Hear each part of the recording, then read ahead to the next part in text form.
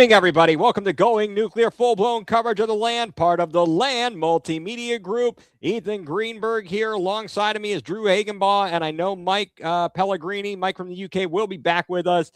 We're having some technical difficulties across the pond there. I think he was just trying to cop out to watch a soccer, to be quite frank. Is that? I think that's fair to say, right? Is that fair? Okay, no. Well, thank you, everybody, for tuning in, and welcome aboard again. Another fun evening talking about all of the good, the bad, the indifferent in Cleveland sports and the world alike. We're going to talk some FIFA World Cup, and we will lead into the matchup between Mexico and South Korea, which ought to be a good one. Are you looking forward to that, Drew? I am. It's going to be a very, very fun match to watch for sure.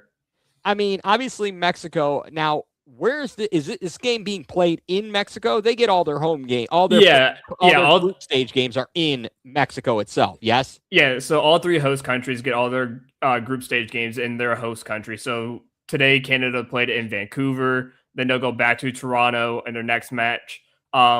Mexico is playing at the Estadio Akron, where we saw last week when we did this. South Korea played against Czechia.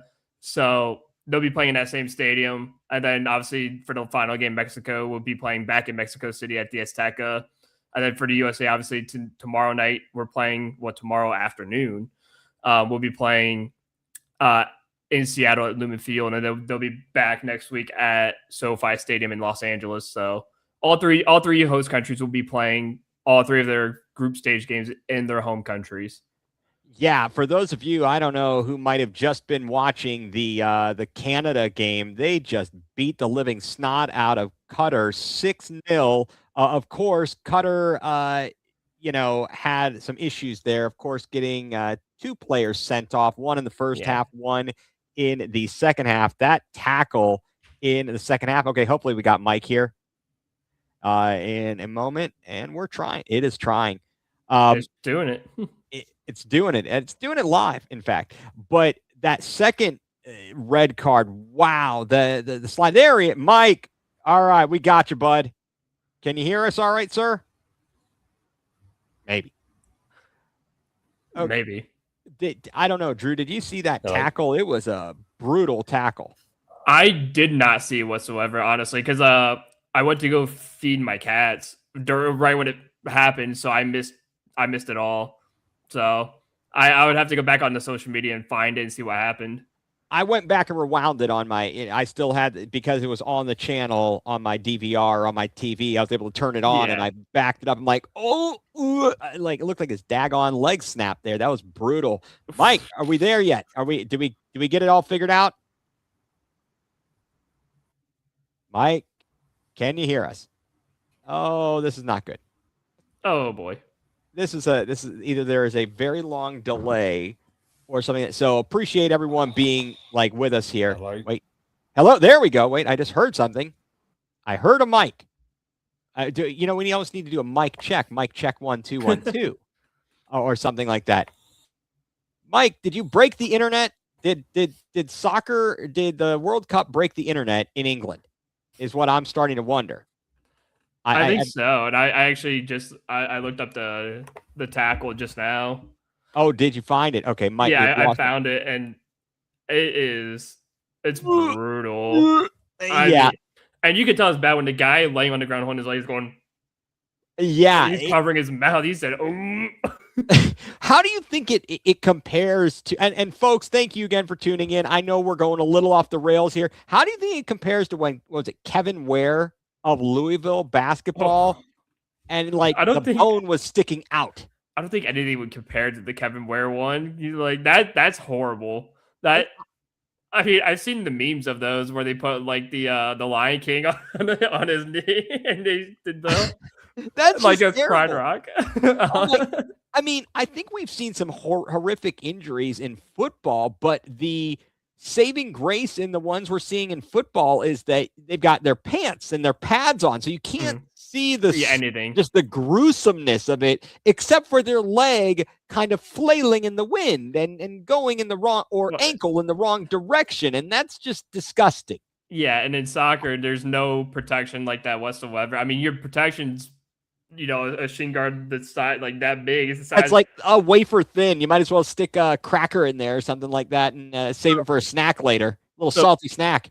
So people want to talk about soccer being a soft sport. Well, there's no pads really in soccer. So if you get hit, man, it's game over. It's bad. It is bad. It is. Okay. All right. So the what do we got going on here? So we were going to talk about many things, of course. The Guardians in action this afternoon. They close out the series against Milwaukee, winning 4-2. That was a nice win. I mean, really, you needed something after 2 bad games in a row, and with all the injury news that has come down. What is that? Just bad luck? It's got to just be bad luck to lose Ramirez, DeLauder, and Angel Martinez all in one afternoon against the Detroit Tigers. And I mean, like, that's how is that even possible? I mean, it's just unlucky breaks. I mean, Chase DeLauder, what he hurt his ribs running into the wall trying to make a catch.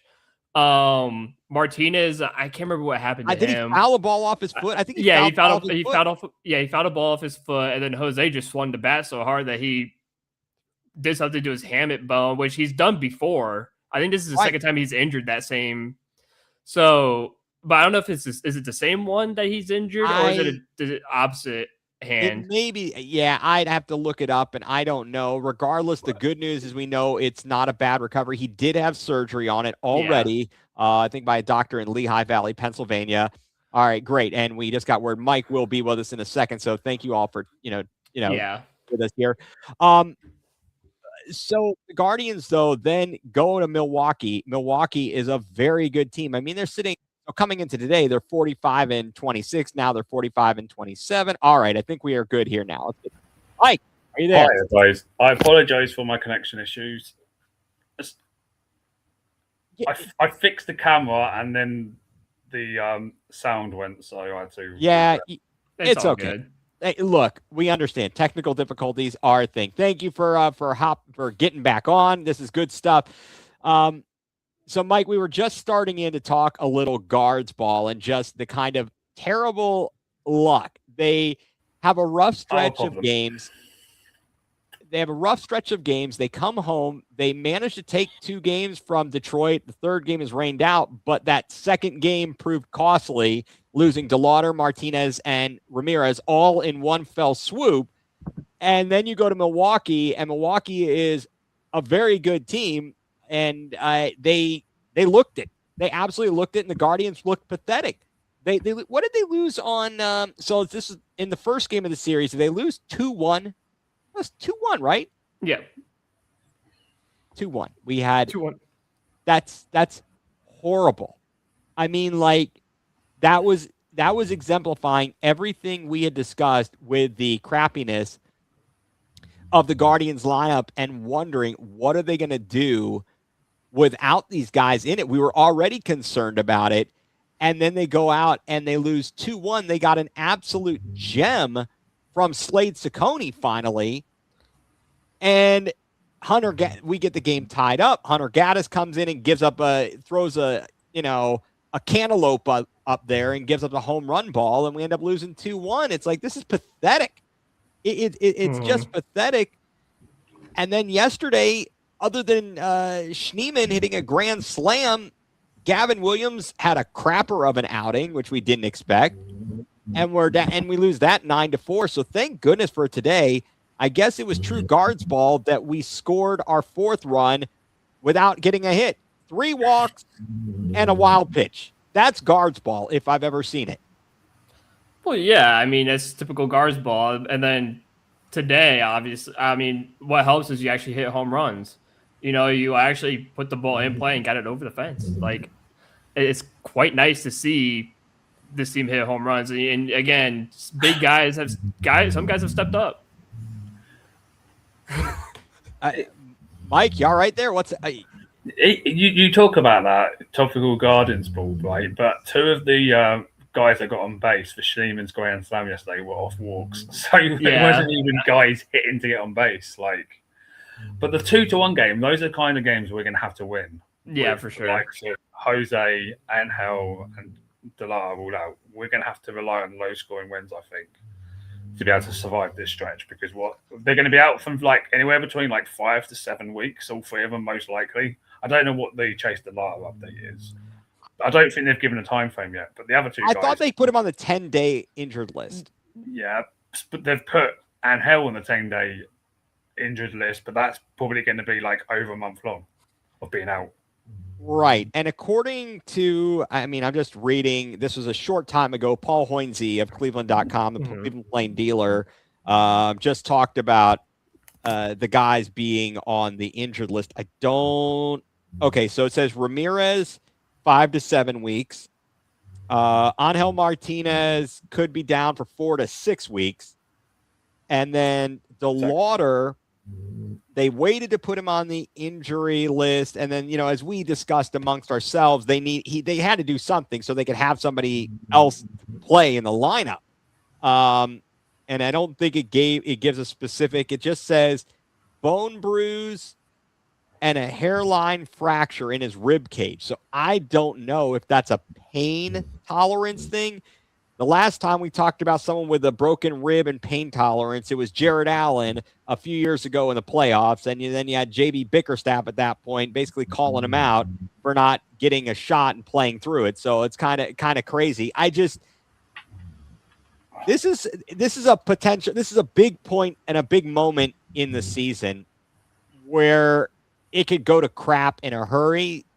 The only positive we've got going for us, and I shouldn't say the only, but is that the division is not great. Chicago has been surprisingly good, but overall it's not a phenomenal division. So if you can, as we've discussed, tread water and you can stick in it.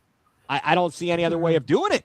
And at least we have reasonable pitching. So as long as we can get our starters to give up 1 or 2 runs within like the first 6-7 innings, that gives the offense an opportunity to win. But like, can we get those regular 4 or 5 run games? That's the key. Like, if this was the Tigers, for example, where they're pitching outside Scooble's not very good, could they survive a long stretch without their 3 of their top 4 hitters basically out of that lineup with that pitch and stuff? Like, we've got that kind of benefit that we kind of can. Yeah, that's kind of how I see it. Like, we're going to have to win these like 2-1 games, 3-2 kind of games, like to just survive this stretch. But like you said, we're lucky the division's weak. Can we get 500 in these next 6 weeks? Like, that's kind of what I'm looking at. If we can get like go 20-20 or something like that whilst these guys are out, like that will keep us at least within touching distance of Chicago going into the last 55 odd games of the season or whatever it's going to be. Right. And I haven't looked at Chicago's schedule, and maybe I should do that here in a moment while we're talking about it. What did you guys think? So this now, a positive, I suppose, of the injuries is that it forces the Guardians to call up some guys from Columbus and try out some different players that maybe otherwise wouldn't get a call up at this juncture. Today we saw Khalil Watson playing. Well, he played in right field. Went 0 for 4 at the plate. Made a great play in the field. So I don't know if this is how that's going to work for us. Could we get lightning in a bottle or something, or is this just going to be a mash unit out there, like we've said, treading water? Well, I mean, it's just depending on the next couple of weeks of what you get with Khalil Watson, because again, we don't know how long Chase DeLauder is going to be really out for. He's listed as 10 days. There's not really much of an update. It could be a couple of days, could be a week, could be a month. We don't know. So with Khalil Watson, that time span, it's just about, hey, I would tell the kid there's no pressure to like be amazing. Like, we're not sitting here saying like, listen, kid, we need you to go out there and hit like 300 with like 1,000 OPS. Like, we need you to go lights out. Like, no, dude, just play baseball. Just go out there and play. I mean, he made a hell of a catch today. And it's like, dude, just go out there and just do stuff like that. Like, even if you can help out defensively, help out defensively. But I think if Khalil Watson can just figure it out at the plate over the course of the weeks, I mean, today was day one, so he's got to get used to MLB pitching in your day. So give him a couple days, let him get used to the pitching. He'll be fine. And then it's about during the rest of the time, can you stay consistent, and can you take over and make Petey Halpin go down? And, you're the guy who's the option to put in the outfield in case of something happens or if there's a rest day. But there should be no pressure. These guys, and I think this is what makes this team so special, is that they don't really care in a sense, because if you hear their interviews, these are just dudes who are just enjoying the game of baseball at this point. And I think that's what makes them so successful. Like, everyone's like hating on them. Oh, they don't hit home runs, or they don't do this very well, or they don't do that very well. Oh, we hate them because they hit singles off of swing bunts, and we can't stand that. It's like, well, you know what? If you can't win against it, then that's your problem. So, hate the team for all you want, but if Quan is blooping the ball into the outfield, and you get, some of these other guys who are swinging for the fences, and they hit a little dribbler to the pitcher and they're beating out the throw, then be better. Like, that's just all it is. So, I think the Guardians got to do. I think the Guardians will be fine. It's just a matter of just keep doing what you're doing, and things will just fall into place. Yeah. So, Mike, any further thought on the Watson thing, on Khalil Watson, and just, I don't know, he's the best Watson we have in Cleveland. Well, as long as Watson can stay above the Manzardo line, which is what I was kind of laughing. Yeah. As long as he can stay over that 200, like, get the Manzardo line. It'll take him a couple of games to get there, but once he gets there, if he can consistently stay just above it, I think that's enough. You don't want to expect him to go out there, like Andrew said, and hit like 300, or 350 or whatever. If he can give you consistent 200, I think that's good enough. At this point, that's got to be it. But what's going down in Columbus? Because obviously we all know that Stuart Fairchild is a waste of space, and I don't know. Yeah, I don't think. Well, but then you've got guys like Cooper Ingle who are playing outfield in Columbus. They're playing half at like third base. Well, same as Ralphie Velasquez. Do you know what Cooper Ingle's stats were today? In 3 home runs. Yes, he went 4 for 4, 4 runs batted in, 3 runs, and it says now. You said he had 3 home runs. I thought it said 3 home runs. Yes, you're right. You're right. He hit in the first inning, the third inning, and the 6th inning. I mean, and he's hitting 304. No one else in the lineup today for Columbus is hitting phenomenally. Cody Huff is the next closest. Another catcher, by the way. so I am wondering though, are they playing these guys down in different positions in Columbus with the thought of bringing them up? Like, maybe Cooper Ingle replaces. Well, Huff was playing third base today. Or are they trying to increase their trade value? Because if they can play multiple positions and show that they can hit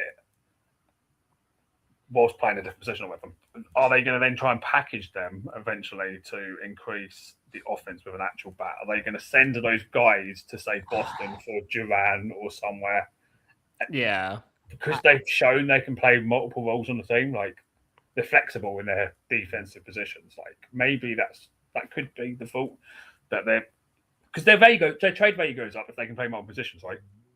Oh, absolutely it does. It absolutely does. All right, so I brought this up a moment ago, but right now, thankfully, Chicago is playing in New York, and they lost the first 2 games of the series. They got drubbed, 12-2 and 10-5. One more tonight in New York. It's tied 1-1 right now. Okay, it is tied. Didn't they win 2 or 3 against the Dodgers and sweep they did. someone else that's good or something? Yeah, the Braves. They took 2, and the third game got canceled, got postponed due to rain. Coming up, so we're going to Houston. The White Sox are going to Detroit. Advantage White Sox. Yeah. And then we go to Chicago and play. Right. So then we got to play. So, okay, obviously that's a head-to-head. Then they go to Kansas City, or they host Kansas City, I should say. Mm-hmm. We will be home to Seattle. They'll be on, so that is definitely advantage. I'd say advantage Chicago. They're not going to go away. They're going to stick around until the last week of this. Oh, I know. I know. I I'm just wondering if basically these head-to-head matchups are going to be very, very important. And the Guardians have to do no worse than a split. How many games do you play now? How many games do you play in division? Is it 13 now or 14 or something? Because it got reduced. Against each team, you mean? It got reduced. I think it's 13 now. I'd have to look. I don't know for certain. But like you said, this is the first time we've played them all season coming up here. So we've got 2 big series coming up in totaling 7 games. We play 3 in Chicago, 4 in Cleveland. They've got to take 4. I believe they need to take 4 out of 7. Yeah, we need to go 7 because if you end up going 1-6 or 2-5, yeah, you're in trouble. You're like that's what a 3 or 4 game buffer. Whereas at least even if you go 3-4, that's just one game. But anything worse than like 3 or 4 or 4 and 3, like that. Yeah, it just you don't want to dig yourself a hole. I think that it's crazy because again, Chicago is this surprise team based upon the fact that they've been terrible for so many years in a row, and all of a sudden you're looking around. But what are they going to do at the deadline? Are they going to make moves? Are they going to think, okay, we're in it this year, we're going to try and actually win this year? Or are they going to just stick with what they've got? Like, it depends. Do they have anybody in their farm system to trade? Not that I know of. I don't think so. I think they have a terrible farm system. However, we've seen Chicago make moves to make runs to the World Series and the playoffs. They've done it. They won it within the past 20 years. 2005, I believe. So 21 years. Yeah, close enough. And I feel like they were in another one, maybe not long before or after that. It feels I'm trying to think, but I can't remember. I know Kansas City won in 2014 or 15. Right. They went back to back Kansas City, right? They lost one and won the other, right? Correct, because I think they lost one and won the other. Did they lose to the Dodgers both times, or did they play the Dodgers both times, or did they lose the Dodgers? It feels like it was at least one of those series was against the Dodgers. And again, I apologize for shooting from the hip here. I'll leave it up to my brilliant people at the Elias Sports Bureau to look this up. Also, too, I did check Mike to see if it was 13 games against the division. It's 13 games against your division opponents. So you were right. So what's the split then? Have we got the 7 home games this year, or they've got the 7 home games? Because it's obviously 7 and 13. I believe we probably have the 7 because we're playing a 4-game homestand against them. Okay, that makes sense. Yeah. Yeah, we play the 4-game homestand, so we have the 7. So that helps us in our favor a little bit. I don't know if it does because this team actually has a better road. I was playing better on the large part of the season. Like I don't know why. I don't. But do we play better when we score first? Because we have a home run in the first inning, a lot of home, and then we're chasing the game. Like, I don't know. Do we play better when we just score first? Like, is that why we play better on the road? It could be. Could very well be. Absolutely. And to answer my own question, Kansas City defeated the Mets in the World Series. Right. That's right. It was the Mets. Let's see, and they lost to I thought it was the Giants. I'm sorry, they lost to the Giants. I figured one of them was the Giants because I knew the Giants because that was, I think it was like 2010 to 2015-ish was like the time where the Giants were on like some kind of like insane run where they went to like 3 or 4 World Series or something. It was a crazy run. Madison Bumgarner. Well, that was like Madison Bumgarner, Tim Lincecum, the who's the reliever that had like the big beard like James Harden? I forget his name. I don't know. Was it a beekeeper? Brian Wilson. The guy from the Beach Boys? Yeah. A different Brian Wilson. A different Brian Wilson. This dude had like a James Harden-esque beard. Oh my gosh. Yeah, I think that the Guardians, we all would agree they need to. And everyone is saying this, so this is not a new insight or thought. It's not earth-shattering. You need to somehow figure out how to just stay afloat, get to the All-Star break, because how many weeks do we have till the All-Star break? I'd have to start looking on my calendar here, but let's see. So this is week 1 of these guys being injured, right? Yep. So 1, and then we've got 1, 2, maybe 3, or 1, 2, 3, 4 weeks or so, maybe 5. It looks like if I'm counting 22. right, We've got 22 games until the All-Star break. I just counted. yeah, like 4 weeks till approximately, I believe, till the Yeah. All-Star break. If we go 11-11 till the All-Star break, I think that's.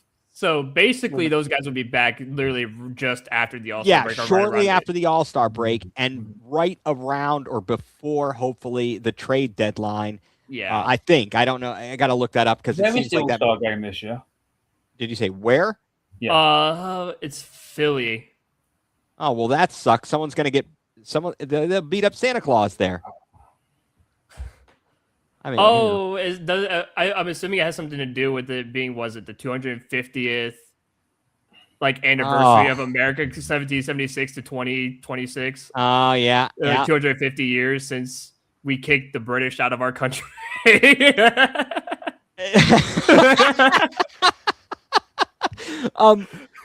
Did I hear correctly that they are changing some of the rules for the home run derby?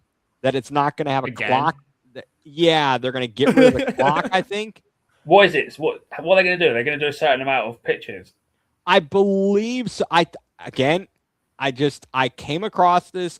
I'm posing the question. Was it going to be like 50 pitches and see how many you can hit, kind of thing? Well, no, I think it's they like got 20. Yeah, I think I saw this too. It's like 20 pitches. And I think the reason why they're doing it is because the last few years, people complained there wasn't enough home runs and that a lot of the players were getting tired because they had to swing every half a second. They're just they're exactly. getting gas. So but they're why don't they just double the time instead then? Well, I was like, then just go back to the regular 10 outs and just have the guy just all that.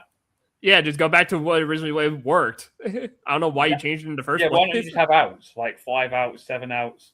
Because don't they do that in the bonus round anyway? Like you have it's like 3 outs or 4 outs or something. Okay, according to the AI overview, which I'm sure pulled this from MLB.com, the new rule format receives 20 swings in the first round, 15 swings in both the semifinal and final rounds. There's a quote unquote a hot streak clause. If a batter hits a home run on his absolute final swing of any round, his round continues until he fails to hit a home run. I think that's an old rule that's come back around there. Yeah, all 8 participants compete in the first round. Top 4 hitters advance, and then they're seeded, and you play 1 versus 4, 2 versus 3, and then a tie in the first round is broken by who hit the longest home run. In later rounds, ties are resolved via a 3-swing swing-off. So I think that seems a little bit better to me. I wasn't a fan of the clock. The clock kind of bugged me. You're rushing. You're rushing. Yeah, they're rushing. And I don't think there's any. What's the rush? Well, and that's the thing, because they went from hitting on average, I think it was 24 home runs would be when they had the 10 outs or whatever, to they're averaging barely 12. They almost cut it in half, because it's you're swinging every second. It's you're tiring yourself out. You get 2 timeouts to take, something like that. Let me ask you this question though. Does any of it have to do with the hitters, the players that are participating? I don't think so, because it can depend on who you have, and because I know in recent time we've had some weird people enter, like Jazz Chisholm. That's a weird guy to have in a home run derby. Yeah, but home run derby should be reserved for guys Cal Raleigh, Shohei Ohtani, Aaron Judge, guys who are averaging 50 home runs a season, or Jose's who are getting 30 to 40. I don't mind. Obviously, we love Jose being in it. I don't mind that. Well, he's not gonna be able to do it this year because of his obviously hand not. injury. But my thing is, essentially, the home run derby in recent years has become kind of like the NBA dunk contest, where it's a little bit watered down. You get guys like Stephen Kwan to participate, And you get those kinds of hitters like your Kwans and your weak. You guys that's get a great idea. Why don't you just have like the top 7 or 8 home run leaders in the league just go and do a home run derby at All-Star break? Like, so it's Now actually, that's a possible. so it's decent hitters actually taking part. Like, yeah, I don't see a reason not. That seems like a very good idea. Rather than having Chase Chisholm, who got the lowest ever score in a home run derby. Oh my God! Reached the wall. That was because he was Russian as well, probably. Yeah, well, yeah. It's all kind of crazy. I don't know. I know I watched because of Jose in the past couple of years or whatever, but I've lost. It's lost a lot of the luster. That it once had, and that's kind of like the NBA dunk contest. How that's lost a lot of the luster it once had. All right, I think we beat this topic to a beat it like a dead horse here. Want to, of course, just take a moment here, let everyone know to be sure for all your sporting good needs, all your team apparel needs, et cetera, parties. They got a big field out back. You can rent it out, all kinds of great stuff.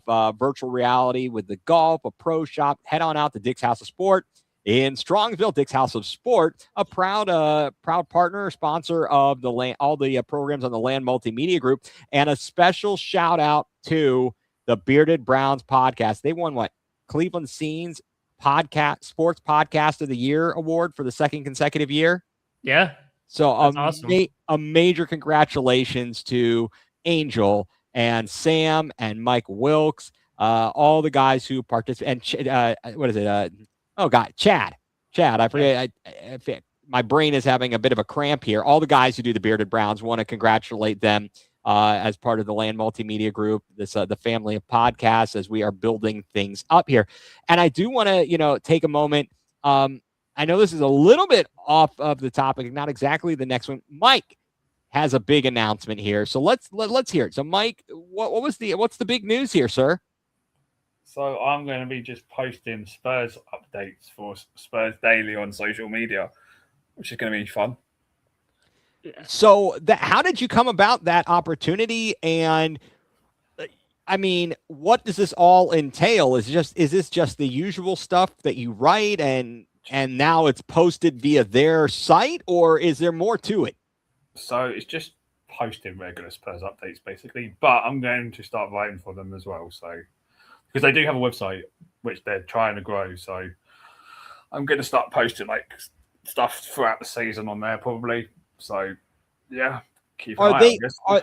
Are they recognized by the club as a official? Now they're just one of these like news accounts that are trying to grow, basically. Okay, I just didn't know if they were going to get you into the locker room so you could yell at Sorsby. If only. But as we know, are we speaking about Spurs for a bit now? Or? I mean, we could come back. We can come back to Spurs, but I wanted to, because we're going to have a lot of time to chat while we're watching the soccer match here. Because we all know now that Daniel Levy was probably the issue at Spurs. It sure does seem like it, doesn't it? Because you both saw the text that he sent to the old Crystal Palace chairman, Simon Jordan, about how Spurs have had their pants pulled down over the Van Heck deal. Yeah. And it just sums it all up for me that Daniel Levy wouldn't have made any kind of deal like that. And in fact, I believe that the 3 transfers we've signed would have failed as well, because he would have tried to save money on the agent fees or the wages. It sounds like he should be working for the Guardians. He should be working with Doland in the Guardians, yeah, for sure. But it does feel like the dog is attacking me right now. That's all right. Hey, but it does feel like Spurs are moving in a different kind of direction to what we were under Levy, because it looks like we've been linked to players for over 80 million. It's like that never happens with Daniel Levy in charge. Yeah. Well, it's the fact that we're actually going for them too. Like we're actually putting in bids for them, which is even more crazy, because usually we'll be like, oh, we're rumored with this guy who's worth like 75 mil. And then we never even, it's like, oh yeah, we'd even put in a bid or we'd even try. And Daniel Levy's out here saying, oh, we tried. We just couldn't get it done. It's like, no, you didn't try. You just said, we're going to go for it. But we're not really going to go for it. Right. And the number of players that they lost because he was piddling around. Well, yeah, the biggest one I remember is the Luis Diaz one a few years ago, where we were going to have the Diaz deal wrapped up, and then Liverpool came in and swooped it because Levy was taking about 10 years to make the deal happen. You got to poop or get off the pot. And it's like, Liverpool's going to get him. I swear to God, Liverpool's going to get him. Then next thing you know, like 2 hours later, Liverpool swooped him up. It's like, I told you, this is what happens when you mess around too much. They're going to come. We had the same thing with Sadio Mane before. Yes. As well. And then Desiree Doué, who signed for PSG. We had him at Spurs training ground, and a few months before he signed in Paris, and Dan Levy messed around then as well. That is ridiculous. That is absolutely ridiculous. All right. Appreciate that update. We will get more to that here because we're going to talk World Cup. We'll have plenty of time to talk during the matchup. Folks, stick with us. We are going to watch along. Again, can't show the video, of course, due to copyright and so on and so forth, of the South Korea and Mexico matchup in the World Cup. We'll be talking through it just like we did last week with South Korea and Czechia. So we'll get to that in a moment. This is a quick topic. This is going to take about 5 seconds. Hey, did you hear that there's this guy who gambled on college football and tried to skirt the rules, and finally they said he couldn't play, so now he's going to skip out of town and go to the supplemental draft? He's this quarterback guy that no one ever heard of before last week named Brendan Sorsby. And somehow, because the Browns are sorry at finding quarterbacks, and every possible quarterback is always going to be mentioned with the Browns, they're talking about the Browns. They should put in a bid for him in the supplemental draft. I'll let you guys give your opinion. I'll just go first. No. Okay. Mike? He's friends with Emmanuel Class A. Move on. Yeah. We don't need any more rooster fighters. Rooster fighting bids here. Drew? Let me think about it really quickly. Nah, no. I think I'm good. No. But the thing is, apparently 26 teams have reached out to his team or whatever, showing interest, and the Browns are obviously one of them. But I'm like, well, are they interested or are they doing their due diligence? Due diligence, most likely. Yeah. So that's the other thing. But I've not been keeping much onto it, but I saw the Tony Gross's tweet saying that he thinks the Browns are going to put in the bid. So then he thinks that sorry, Mike. He thinks that. Is that his opinion or is it based on fact? And people get their knickers in a twist because they sit here and say, oh, they said this. They said this. Who's wrong? They said this. There's this one particular, account on social media that they love to pull and pinch little quotes from people and make it into a big deal for the purpose of getting clicks. And I don't even want to say what stupid account it is because it sucks. Okay? They're like, who's wrong? Terry Pluto or Tony Grossi? Get the hell out of here with that stuff. One person, Terry Pluto, said, from what I'm hearing, they're not interested. Tony Grossi said, I believe they will make a bid. Those are two different things. Yep. So people need to pay attention to exactly what's written. Okay, so if the Browns were to put in a bid, say they advocate, whatever you call it, right, that they were going to do it, right? What's the highest you'd go if they were going to do it? Seventh round. What's that? Fifth. Seventh. I want nothing to do with this guy. I would say seventh. If you're being realistic, what do you think the highest they should go? Like fourth, four or five. But it's funny too because you mentioned Tony Grossi saying that the Browns, or in his mind, the Browns should bid on him or whatever, or that the Browns are going to bid. I literally, because I saw this earlier too, I saw the Tony Grossi quote that they will or should. And then I seen another, I think it was Terry Pluto, who said that the Browns are reluctant to put in a bid because of the gambling. So it's like, who would you rather believe? Terry Pluto of Cleveland.com or Tony Grossi? But again, that's an opinion versus something based in fact. Yeah. And that's the point. Grossi isn't saying, I've been told they're doing it. He's just saying, I think they should. He's editorializing. This is the problem, guys. Yeah. I don't know how many times I'm going to have to explain this to the people, not you people, the people. Yeah, the other people. Other people who don't understand facts versus opinions, editorializing and giving your opinion versus This is the fact. These are what I have found out. This is the reporting on it. It's two different things, and the person stating their opinion is not stating a lie, unless they say, I am in fact sure that they're putting this bid in. I was told this, or no, whatever it is. Fact versus opinion. Well, I think people believe Grossi because he's been in the game for such a long time, and that they're like, well, I think the Browns should, so they're taking it as, okay, the Browns are going to do it. Meanwhile, you have guys like Terry Pluto who are reporting that the Browns are very hesitant on doing so. And it's like, well, those are the guys you should listen to because they're the ones who are getting the information. Right. Saying, and I think that Mary Kay I think Mary Kay even said that from what she's hearing, they're not interested. So again, opinions versus the reporting on it. And it's not through the fault of Grossi. I mean, if he wanted to go and if he went and talked to people, he might have a different source, but that's not what that statement was. And that's where people need to like take a closer look at how something is written or stated. It makes a difference.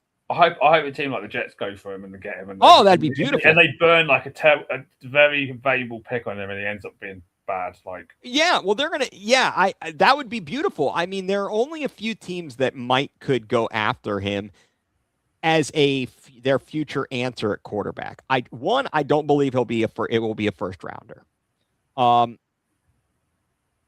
Notwithstanding the baggage, what do we really know about this guy?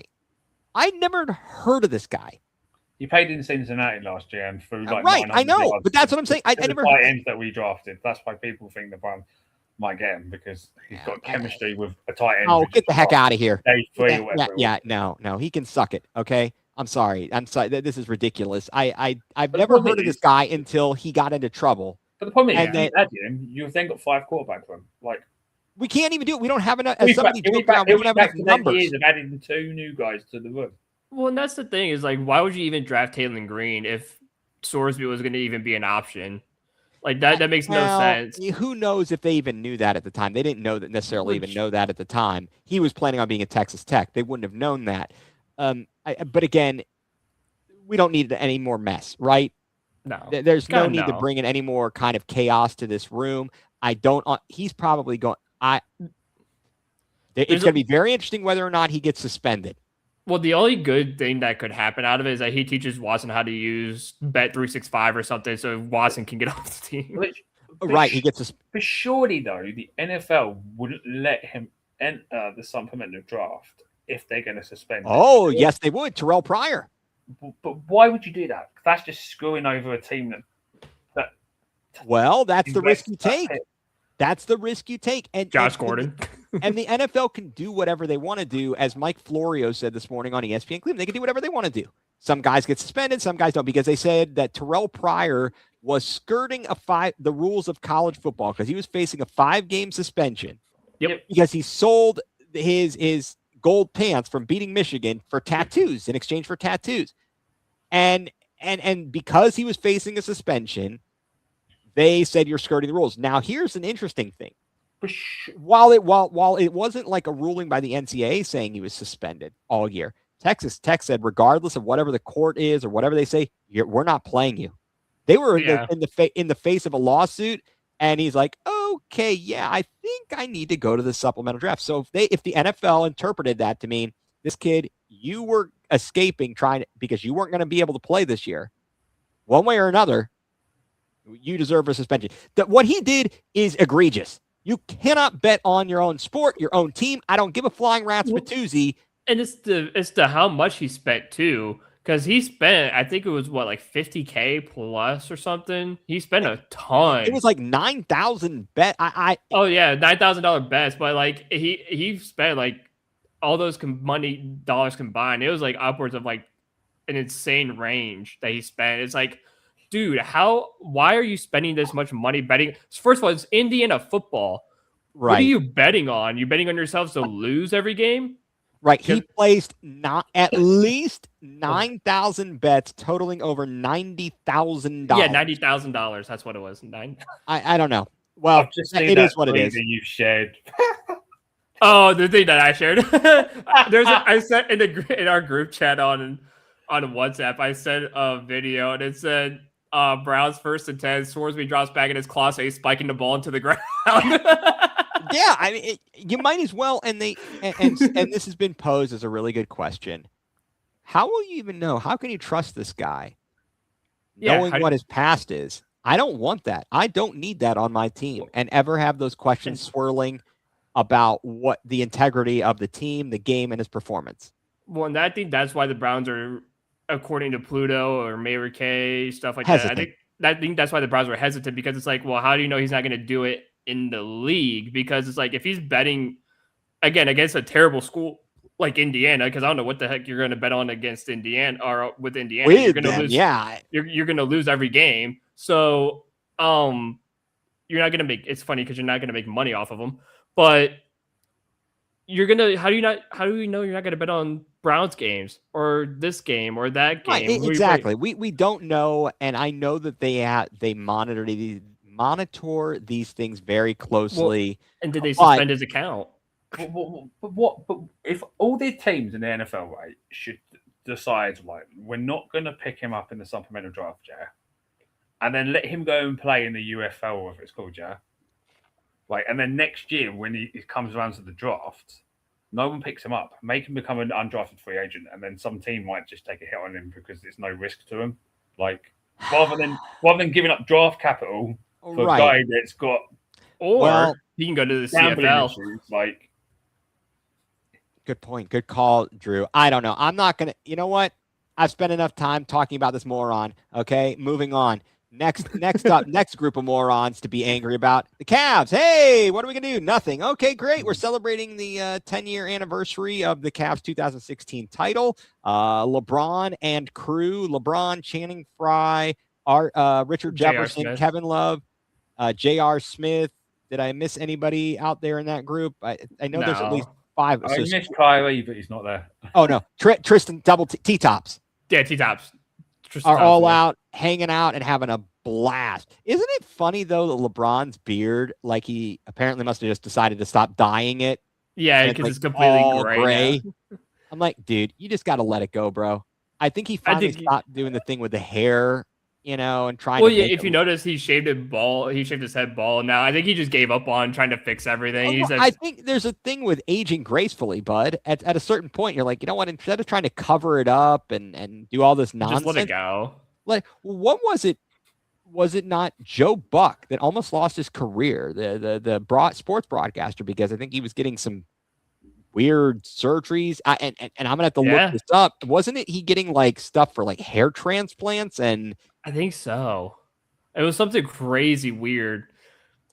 But, you know, it's funny because I saw some of those TikToks, and I think they're spending a week somewhere golfing. And yeah, in like Scotland and England. Yeah, Scotland and England. And it's funny because I think it was Channing Frye. He was like exhausted because they golfed for like 3 days. It was like the first one he did golf 3 days in a row. And he's like, oh my God, I'm tired. They're like, he can't handle it. He's like a rookie. He can't handle it. And he's like, you don't have to play, you know? And he goes, yeah, I do. The wire says I have to play. Well, okay. So in answer to my own question, in 2011, according to the internets here, which is always right, during his 8th hair plug surgery, a complication from the general anesthesia paralyzed Joe Buck's left vocal cord and temporarily robbed him of his voice. So because of vanity, he almost lost his career.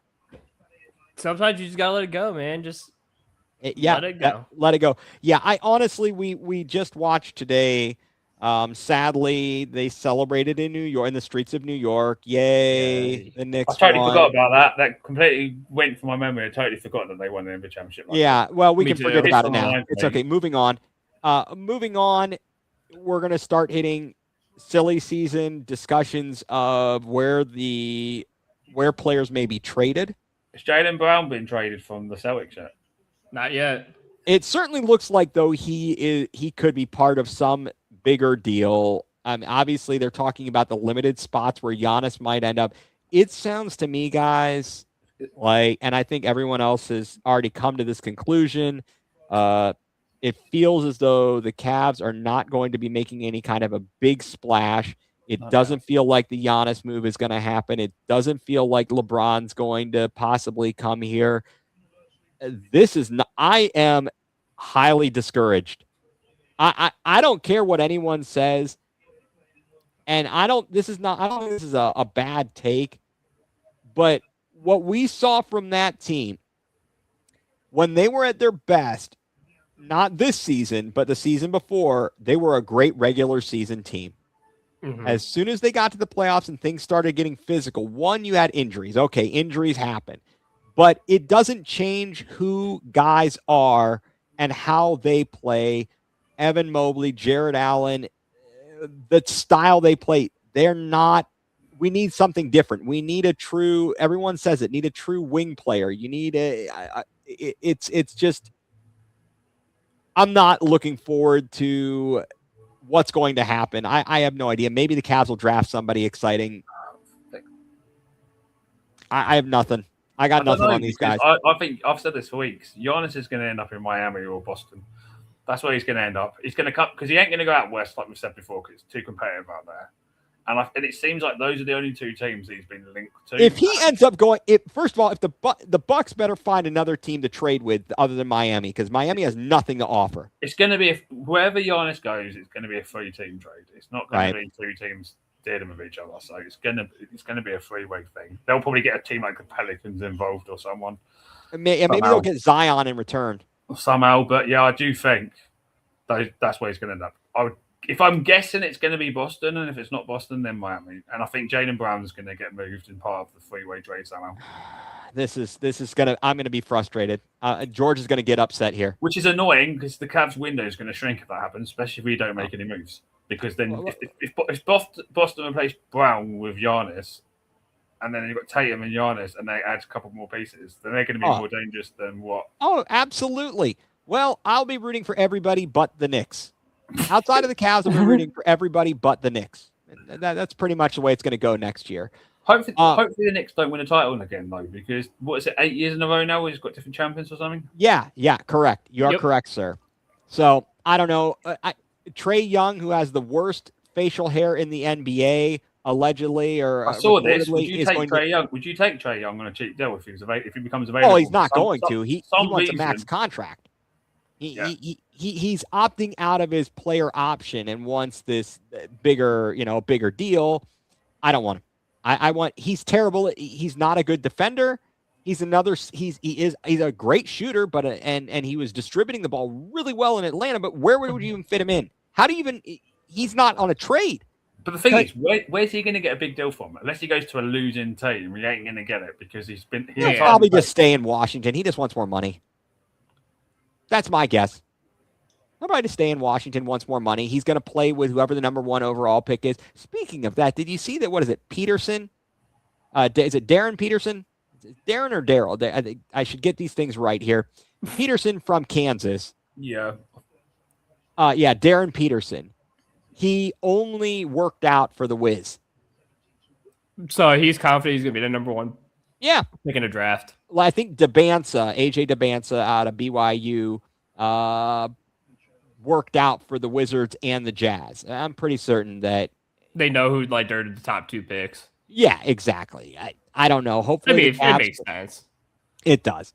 So I don't know. They can let me know when it's time for the draft and when we figure out what we're gonna do. I've had just about enough of the Cavs. I'm glad the season ended. It's wonderful. Yay. Great. Let's chill. We've got soccer to talk about. So anyway, quickly for the Cavs. We all know the talk, Dean Wade or Keon Ellis. If you had to keep one of the two, who would you Keon. Make that a 3P. Yeah, this is. But Windy suggest that the Cavs would like to keep both, but they would prioritize Dean Wade. But they are looking to move Dennis Schroeder.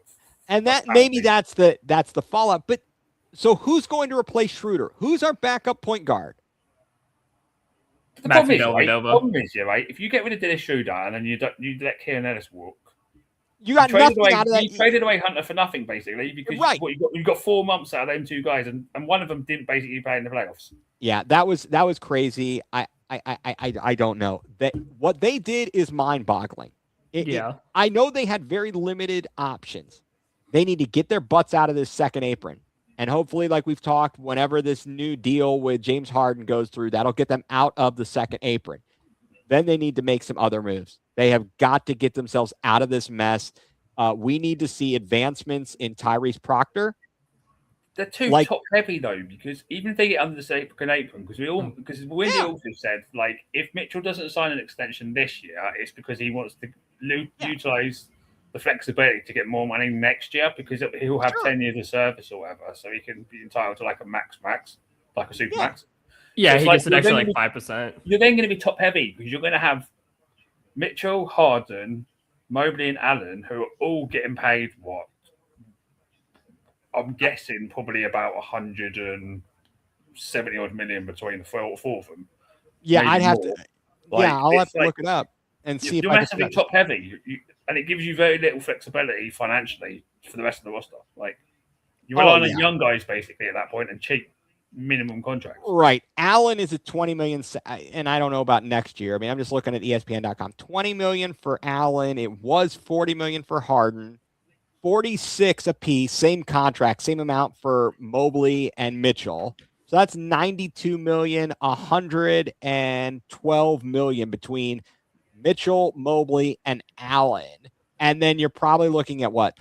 30 million from Harden. So $140 million between plus Mitchell is going to go up by 20 once he gets his supermax. Right. So you're talking 160 odd million between four guys. But here's two big ones. And this is going to be tough. Schroeder's making his salary's 14. Max Strus is 15. What's the NFL salary cap? Because you're going to be having. You mean NBA? Sorry, the NBA. Because you're going to have four guys on roughly 160 million between the four of them. Once. I'm not sure if it will get adjusted. I'll have to. I'm looking that up while we're talking. Because you're going to be relying on young guys and players on minimum contracts for like 3 million. Okay, so here it is. But you get more flexibility. But you get extra flexibility if you keep your own guys. Right. Okay. From what I can see, it looks like, I don't know why Spotrac did it this way. I thought I was seeing the right thing. Okay, one set of information I'm seeing is salary cap 165 mil. Salary floor 149 million. Oh, salary cap and salary floor. What's that? Oh, MLB. Hello, MLB. Paging the MLB. So if my maths is right, the key four guys are basically going to be at the salary cap between the four. Oh yeah. Once Mitchell signs an extension and Harden extends, those four guys are basically going to be like 5 million below the salary cap. Yeah. First apron 209 million. Second apron 222. I mean, we're just. We barely got any room here. But if my memory is correct, you can only go above the salary cap into the aprons on your own player contracts. So I believe that is correct. So if you've binned off most of your roster to save money to bring in free agents, you can't do it because you don't have those rights to go within the apron, right? I'm not going to affirm nor deny because I don't know for certain, and I don't want to. Because once you go into the aprons, that's where all the luxury tax comes into play, right? Yes. But you can only enter that, but I believe based on players that are like they're your players. So if you traded let Dean Wade walk, let Max Strus walk in a year, you traded two other guys for say draft picks. You wouldn't have the cap space to spend, basically. Yeah. I don't know. So it's complicated. This is why the Cavs might just have to stay put. They might just have to keep their core. Great. We're going to stink. Lovely. This is beautiful. We're going to be the same. Unless somebody is going to inject some anger in these guys, tell me how this is going to be different. But I don't know how the trade part comes into the luxury tax. If you trade Max Strus for a 20 million player, does that then technically count as part of going into the second apron? I need to study up on these things, guys. Just a programming note: the Mexico-South Korea game is underway. We're going to talk. We'll kind of be watching along with everybody on that. It is just underway. Mexico and Korea, they both won their first matches, right? I've got the Yes. yes. Okay, so obviously this is a big match in the group stage. Certainly giving one a leg up in the opportunity to take first place in their group, as both of these teams won their first matches. So we will switch over to that here and kind of talk about that in just a moment. And we'll talk more about the World Cup. And I think so. Let's do this, guys. Why don't we tell everyone what has us going nuclear this week? Mike, why don't you go ahead and tell everybody what has you going nuclear? What has me going nuclear? So, it's a question for you guys, really. What's your guys' thoughts on the hydration rates at the World Cup? I think they're dumb. I think it's just a ploy. I think for the outdoor games, it makes sense when it's at a certain temperature. But when you're playing in like Atlanta or like Dallas in a controlled air environment, I think it's pointless. I think it's just for the commercials. Because my point, forget the commercial aspect for a minute, right? My point of view is that if you're going to have it, you have to have it for everyone. So it's a level playing field for the tournament. Right. But this is what I do. I would reduce it to a minute or 90 seconds instead of 3. Yeah. And I would also there's no ball boys at this tournament, right? There is, I believe. I think certain stadiums have a ball boy. But I would or they're required to. I would have water bottle boys, which when it comes to the hydration break, they bring the bottles onto the pitch. So the managers can't have a team talk. Right, exactly. Yeah. But the thing that's going to be nuclear is the amount of people, commentators in the UK are talking about it every single game. They're saying it's ruining the flow of games. They're saying there's goals going to be scored by the other team that's not got the momentum off the hydration break. And it's driving me insane. And we're only day 8 into the World Cup. And it's like, yes, the hydration break is probably a bad thing, but we're only day 8 and people still moan about it. It's like, my point of view is it's a level playing field. Like if you as much as people hate it, if you're going to have it for one game, you've got to have it for all, because otherwise you might have a situation where in the knockout rounds, for example. Yep, absolutely. How's it fair if you've got 2 quarterfinals having a hydration break where managers can intervene and then the other 2 don't? Like, that's not a level playing field. So that's kind of my thought on it, but I would reduce it. But the thing that's going to be nuclear for me on that aspect is just the amount of people just continuously moaning about it. It's like it's there equally for everyone. If the managers want to make tactical adjustments within a game, both managers have the opportunity. Exactly. And the momentum thing, get on with it. Both teams have the opportunity. One team might have the momentum and lose it, and in the second half, after the hydration break, it might roles reverse. So just deal with it. Yep. Stop. Quit your crying. Quit complaining about it. It's not going to change. We're at day 8 and people just can still moan about it. It's the commentators on the TV in the UK just doing my head in about it. Well, I think it's just like the fact that a lot of, more specifically, the Europeans are the ones complaining about it, because they've been complaining ever since before the tournament started. Like, oh, the pitches look horrible. There's hydration breaks for every match. It's like, who cares? Just watch the games. Just enjoy it. It's the World Cup. Like, can we just I know. Can we stop complaining about every little freaking thing? Like, okay, they don't do it like the way England does it. Who cares? It's not in England, is it? It's in the US. So, like, it's going to be different. It is. Every venue is going to be different. Every host is going to be. I will die on the hill by saying that if you have it, you have to have it for every game, because otherwise it's not exactly. Yeah, it makes so much sense. Exactly.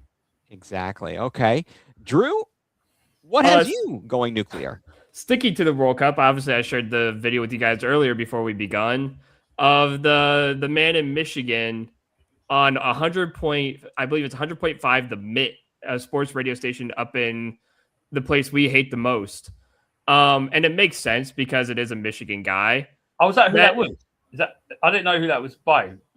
I forget the name, and I don't need to call him out. But okay, well, sure you do. I mean, we can call him out. I mean, I could always go back. What's his Powderhead's name? What, 95.5? I have it saved. I believe, in my DMs. Yeah, the Ben Boscher Show. So Ben, Bosscher, Ben Boscher. Okay. You could tell this guy has never watched a single game of footy in his entire life. The way that he speaks about it, he speaks of, I hate ties because it just doesn't make sense. And it's like, well, dog, if you've watched MLS, if you've watched the Premier League, if you watch La Liga or any of these other leagues, they all have ties. All of them. And the ties have a certain meaning to it. Like, if you tie, you get a point.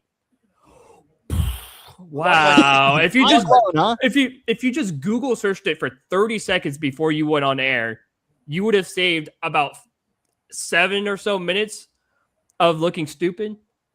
That would be too easy. It makes no sense to me why some of these people just can't look things up.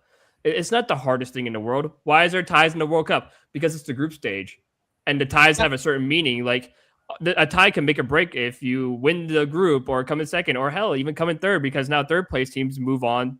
The top 8 third place teams move on to the round of 32. So those ties have a certain level of meaning to them. I mean, the tie earlier today with South Africa, that keeps them in this tournament and that keeps them alive. So people tend to forget, like, these who are new to this, ties have a certain meaning. And yeah, if you don't want to watch the ties, then wait till the round of 32 where there is no ties and they go into extra time and issues. And he even said that too in the video. He goes, instead of just tying, why don't you go into an extra time or a shootout? Duh, that's what the next round is for, you moron. Like, if you've watched the game at all, that's what it's so frustrating that people don't research things before they talk about it.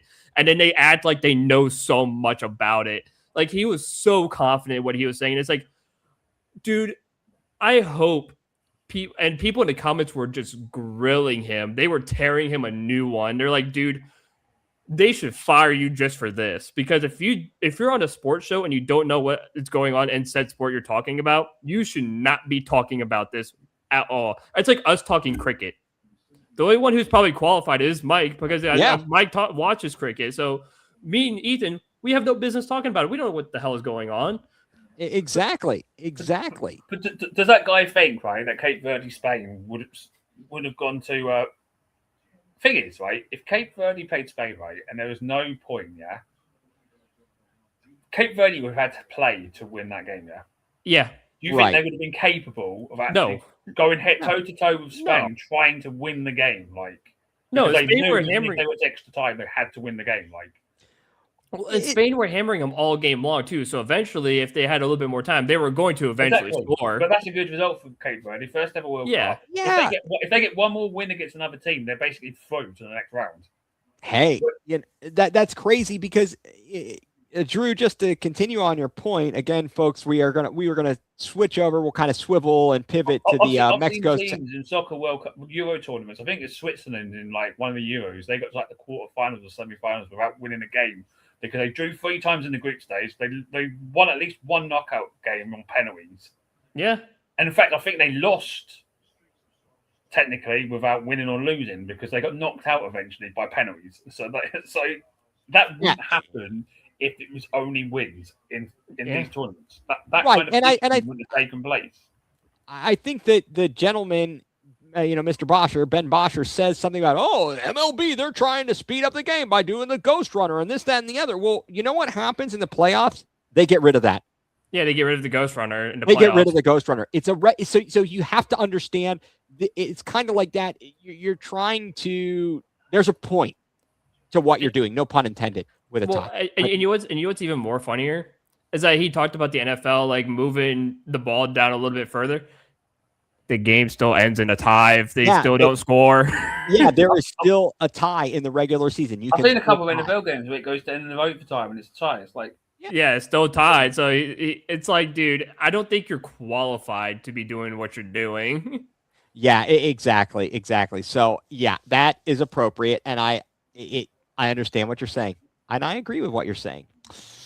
So I'm going to go outside the realm of sports here because my daily life is generally annoying, and has me going nuclear on the regular. What has me going nuclear this week is, and I know that this is my first go around and experience. I'm the elder statesman of us three, but my son closer to 50 than 40, we know. All right, mate. Hush. But my son is going to be 16 in less than 2 weeks here. And so with that, there is going to be impending driving privileges and the need for insurance. I was having a conversation about driving insurance the other day. So what I am finding out is that, or at least I thought, the amount to add a youthful driver, especially a male, is quite exorbitant. But what I'm also finding out is that that figure can vary very greatly between different insurance companies. So I'm being told, oh, this is the norm. It normally costs $400 a month to add a 16-year-old male to the car insurance. And lo and behold, I'm finding other insurance, which is not a no-name insurance brand, like $100 a month. Like 4 times as much? Are you full of it? Are you kidding me? The coverage is the same. You've got to be kidding. This is BS. This is complete BS. First of all, that's way too much stinking money. Driving insurance is a scam anyway, because like I said, I had a conversation with this to my mother the other day because I saw a TikTok video about it. Like, and literally, like do you know if you claim on your insurance, it puts the premium up or whatever? Oh yeah, absolutely. Most of the time, like you're better off, but most of the time you're better off just investing that money yourself to fix the repair, because the amount of money it's going to go up for the next 5 years is greater. Right. The problem is it's compulsory to have driving insurance. Yep. And if you cause damage to somebody else's vehicle and major damage, you couldn't afford that. You can make a decision whether to fix your vehicle or not. You could pay that. You could pay that other person the money. Sometimes it might be cheaper than making your premium go up 5 times. If someone loses, let's say you destroy someone's car who has a $50,000 car. Yeah. You don't have to, and if you don't have insurance, you're also paying their medical bill or whatever it is. Depends. Like sometimes it's a scam. Like if it's minimal damage, it's ridiculous. Minimal, but you would, and you could decide whether whether it gets turned into the insurance or not. Like you can say, hey, guy, or ma'am, sir, let's not turn this into the insurance. How much is this? I'll write you a check. I actually had that happen to me one time.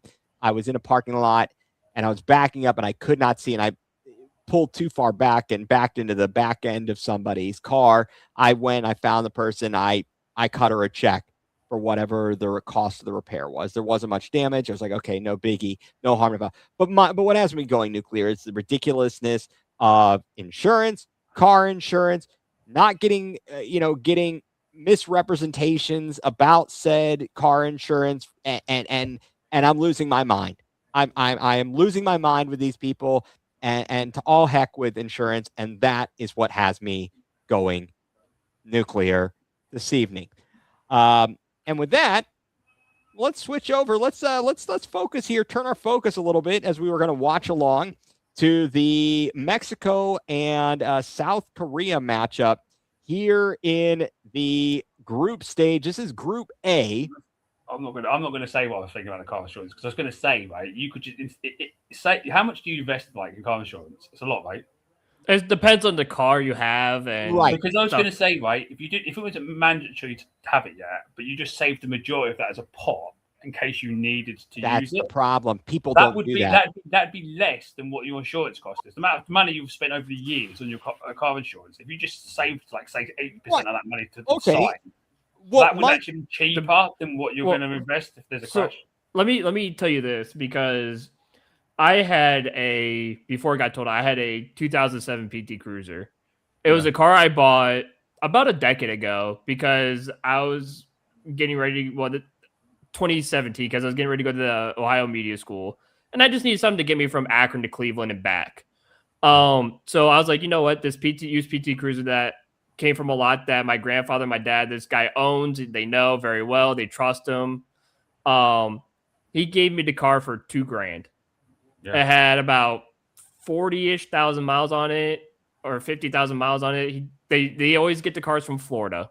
Yeah, but how many months was your insurance before it cost more than the value of the car? Well, my insurance for that PT Cruiser was about $50 a month. because it's a 2007 PT Cruiser. It's basically an old based beater on car. value, like the replacement value. Yeah, so my car was worth absolutely basically nothing because I got it used for about $2,000. It had a decent amount of miles on it, but it was just, for me, it was just a car I was able to hand in a cashier's check for because I saved up to $2,000, just paid for it in full, so I didn't have to worry about car payments. So I did that. My insurance, like I said, was like not even like $50 a month because it's a 2007 PT Cruiser. They haven't made a PT Cruiser since 2009 or 2010. So my insurance was obviously going to be extremely cheap. Now, compared to my younger brother who has a Mustang, a 2015 Mustang, yeah, his insurance is going to be about $200 compared to my $50 insurance for my car that I had. Right. Well, and here's the thing. And that was full coverage for the $50 too. Wow. And that's it. You went on it. I know we are going way off the rails. It is still scoreless in the. I just think it's a scam because a lot of the time. Well, no, you're investing not more wrong. money than what you would actually invest if there was actually a crash. But that's the real crime is medical insurance. That's the real scam. We don't want. But isn't a medical insurance for a crash on top of a car insurance? Well, not exactly. No. Nope. It's so all right. The way it's even I'm going to explain this wrong, so I'll try and be as vague as possible. But you can have liability coverage where basically all you're worried about is not your own vehicle. You're worried about the other people's property, and you need to have a high enough policy limit. If you don't, and you severely injure somebody and damage them, they can come after your personal stuff. They can sue your pants off because you don't have enough coverage. And they could take your, everything. They could wipe you out. Yeah, that's different scenario, though, isn't it? Really, that's damaging a person. But it doesn't matter. That's the whole reason you have insurance. You have to have that. That's where it gets expensive, Mike. And then your car and its value. So if you have a nicer car and a car that's a higher risk, like Drew's brother that has a Mustang, they're going to view that. Put that in a different category than like PT Cruiser, than a PT Cruiser, than a smart car, a Ford Fiesta. These are not in the same category. Oh, what a save for South Korea. For me, because so funny story about how my car got totaled. We were driving back to get back to Mayfield Heights, where my girlfriend first stayed when I met her, and a tire from an old beat up truck flew over the median and smashed right on top of my car, like directly on top of the car, like on the hood. And we got lucky because if it came like any closer, that was like smashing us.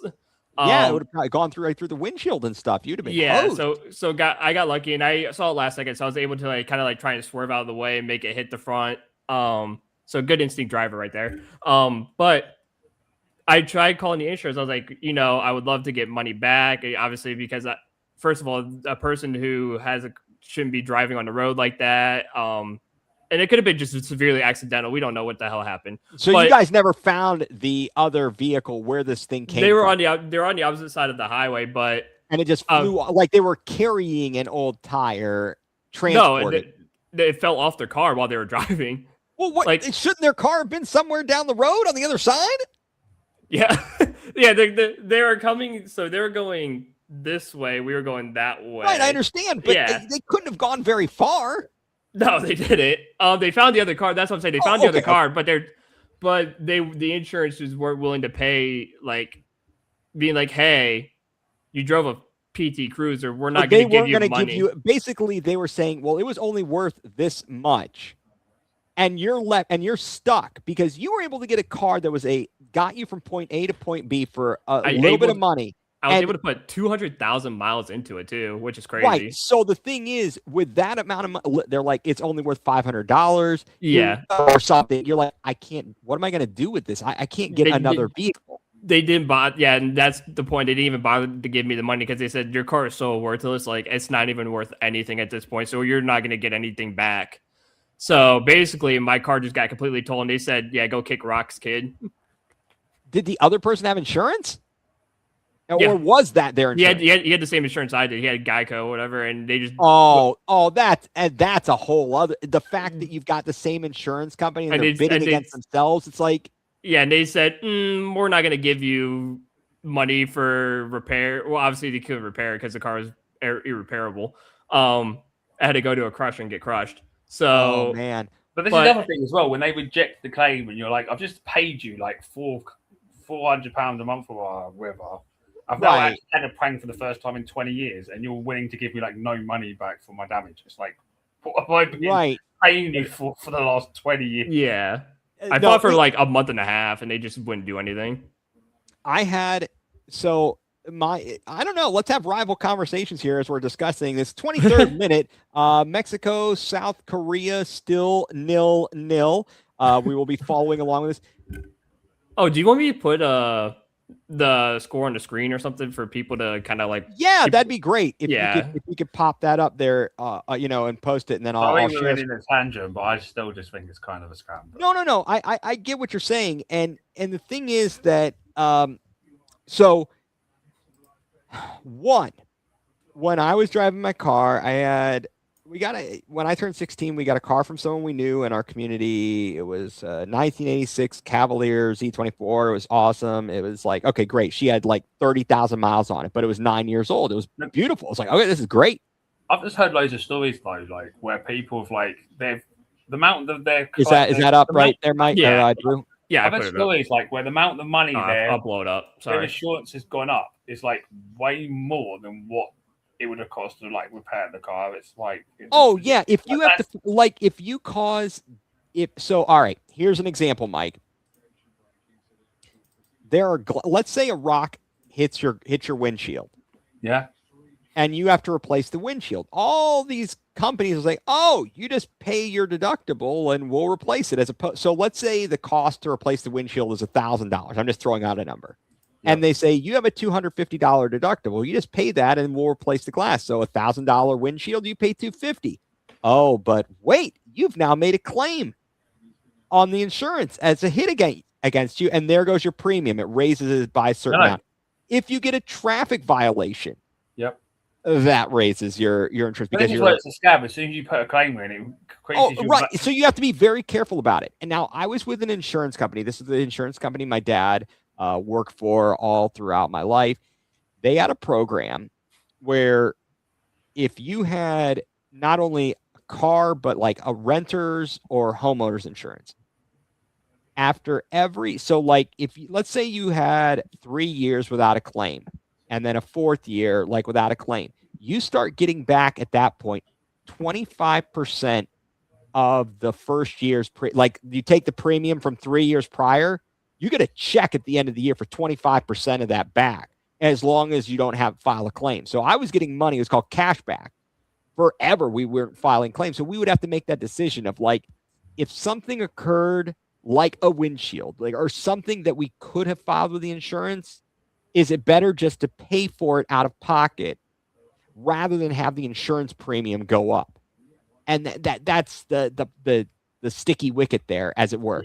Yeah, but what are you paying but if you're continuously doing that, what are you paying your money for? Apart from in case you kill someone, like what? That's exactly what you pay for. Like that's what it is, like. You're just continuously investing the money yourself because you don't want your premium to go up. Right. That's exactly what it is, because again, it's not protecting you so much. And sometimes it does. If you get into an accident with someone who doesn't have insurance and there's major problems, you can still recover certain things off your own policy. If it's an uninsured motorist. So there are protections for you as the customer, the insured. But you're right, in general. It's really, again, you're protecting the other folks, and to make sure you literally are, because you're literally covering for other riders on the road, essentially. Yeah, it's exactly right. And health insurance is a whole other thing with it. So they've created these things, Mike. And I know that this is not, obviously the stuff in the UK is vastly different with the way health insurance is handled. But these high deductible health plans and they'll give with a health savings account where like your employer or whatever will contribute a certain amount, and then you have a deductible. So you have to spend that amount before the insurance kicks in. So if you're really healthy, the premium is low, and you're like, okay, I'm saving money. But then the moment you're not healthy, you've got a long way to go before you hit your deductible and the insurance starts paying anything. Mm-hmm. Or in the opposite end, you get a policy where you have a higher premium up front, but more of your stuff is things are being covered right away. It's a whole thing, Mike. I'm speechless. I am without speech when I start thinking about these things. It makes my head want to explode. So there you have it. This is crazy. We have gone way off the rails here. You know what, guys? At halftime, we're gonna. I wanted to do this earlier. I think maybe at halftime we should throw up a lot of people from Europe.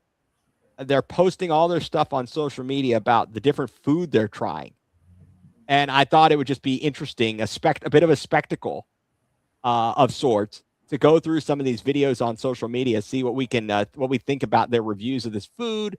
And Mike, you had the opportunity, to share your experiences with American cuisine when you spent time in Cleveland in 2016, and we're here for the magical championship run of the Cavs, which is just unreal, absolutely unreal. So folks, so what are we in? So now we're in the 29th minute, still 0-0. Mexico, South Korea, big game in Group A. Tomorrow night or tomorrow afternoon, the U.S. will be back in action taking on Australia. The U.S. should have the advantage there.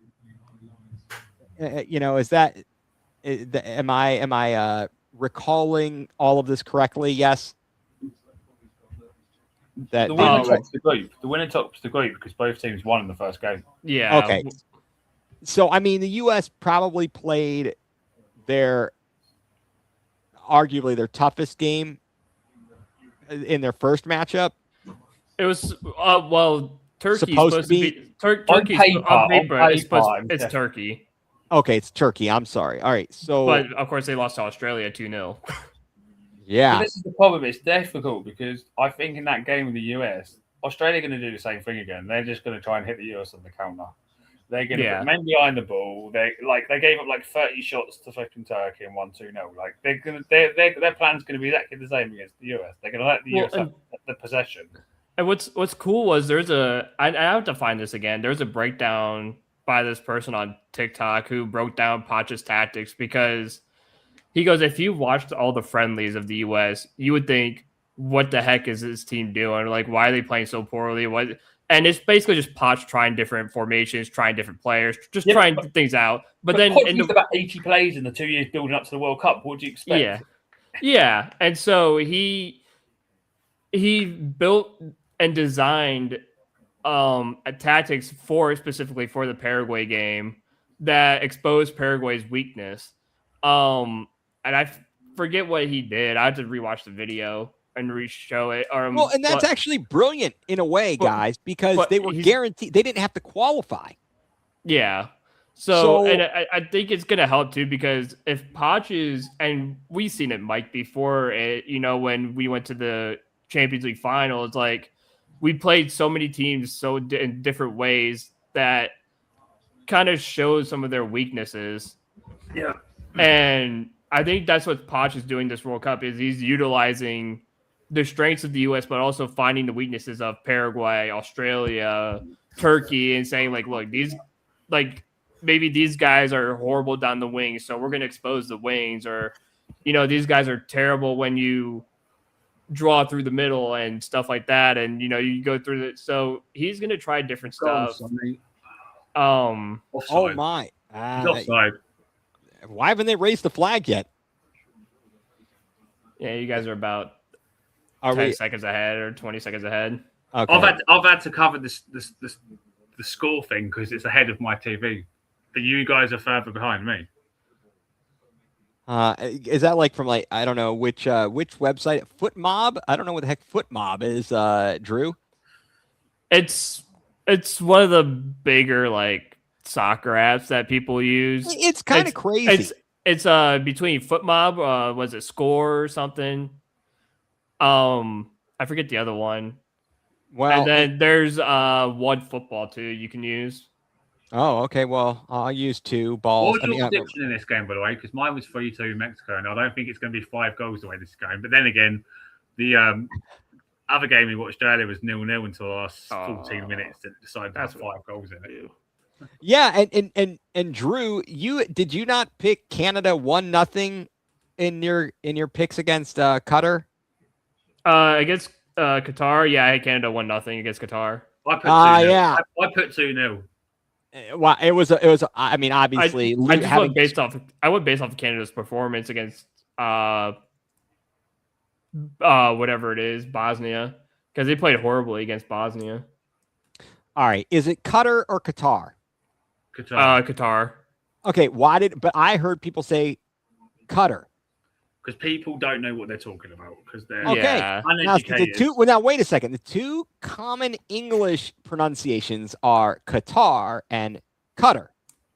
Those people. And you said it says highly common in British English and adopted by many English language international news broadcasts. The emphasis here is on the first syllable. That's Qatar. Whereas Qatar, and I always thought it was Qatar, and then people were like, "Oh, it's Qatar." I'm trying to cover the score screen on my laptop. I'm showing you, but I can't. You're not. I mean, you're not going to miss anything. Don't worry about it. Are you watching on? You've got your TV on the wall. Not my TV, but TV's like 20 seconds behind the actual kickoff time. Yeah, I don't know what to do about that. Which is a standard procedure anyway. Like yes, because in case like dodgy happens, like and they have to cut the flipping TV, so that it's like always like 20 seconds behind live action anyway. Right. My prediction for this game too was a 1-1. Okay. Well, right. So far, so good. Have you had many other exact bets on scores, Drew? The first 2 games of the World Cup, I predicted perfectly. So and that's it for what was it? The games I'm trying to think. Oh, it was Mexico, South Africa. I predicted 2-0. Right. The game finished 2-0. And then for Korea, Czech Republic, I predicted 2-1. The game finished 2-1. South Korea. Are you doing the official FIFA match? Yeah, What's your score? Let me go to it real quick. And while I'm looking at it, are you kidding me? The White Stinks are leading the Skankies 5-1 in the top of the 9th. I'm ranked like 63,000 in the thing. See, 63,000. Let me see. To me, this sounds like what I'm not doing this, tournament or whatever it is that you guys are participating in. But to me, it feels like doing the March Madness thing, and where I'm like, oh, I'm doing terribly. And how badly I'm doing. And I'm like, man, this is just discouraging. This just ticks me off. How many total points do you have, Mike? 260. I have 245, but it's because I forgot to lock in the Mexico-South Africa game when it started. Because I didn't realize you had to hit save. I didn't a likely save. Story. So I have it. It's posted on my TikTok, it's from the FIFA app, so I would have got it correct. Tisk. So I screwed up myself. You sure did. But what was your score prediction for that? You said 2-0, right? For the South Africa Mexico game. Yeah. I had 2-1. I had the correct prediction. It was 2-1. 2-1. Okay. Or 2-0. I mean 2-0 for the Mexico South Africa game. I had the correct 2-0 score line. Oh, okay. Because it's on my TikTok. I have receipts. Sure you do. But yeah, so for today I had 0 points in the Czech Republic South Africa game because I had Czech Republic at 2-0.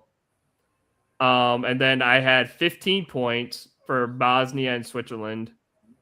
And then I had 15 for Canada and Qatar because obviously I just got Canada winning. I've had 3 perfect scores so far. I had 2. Well, aren't you guys special? You know how many I've had? 0.0.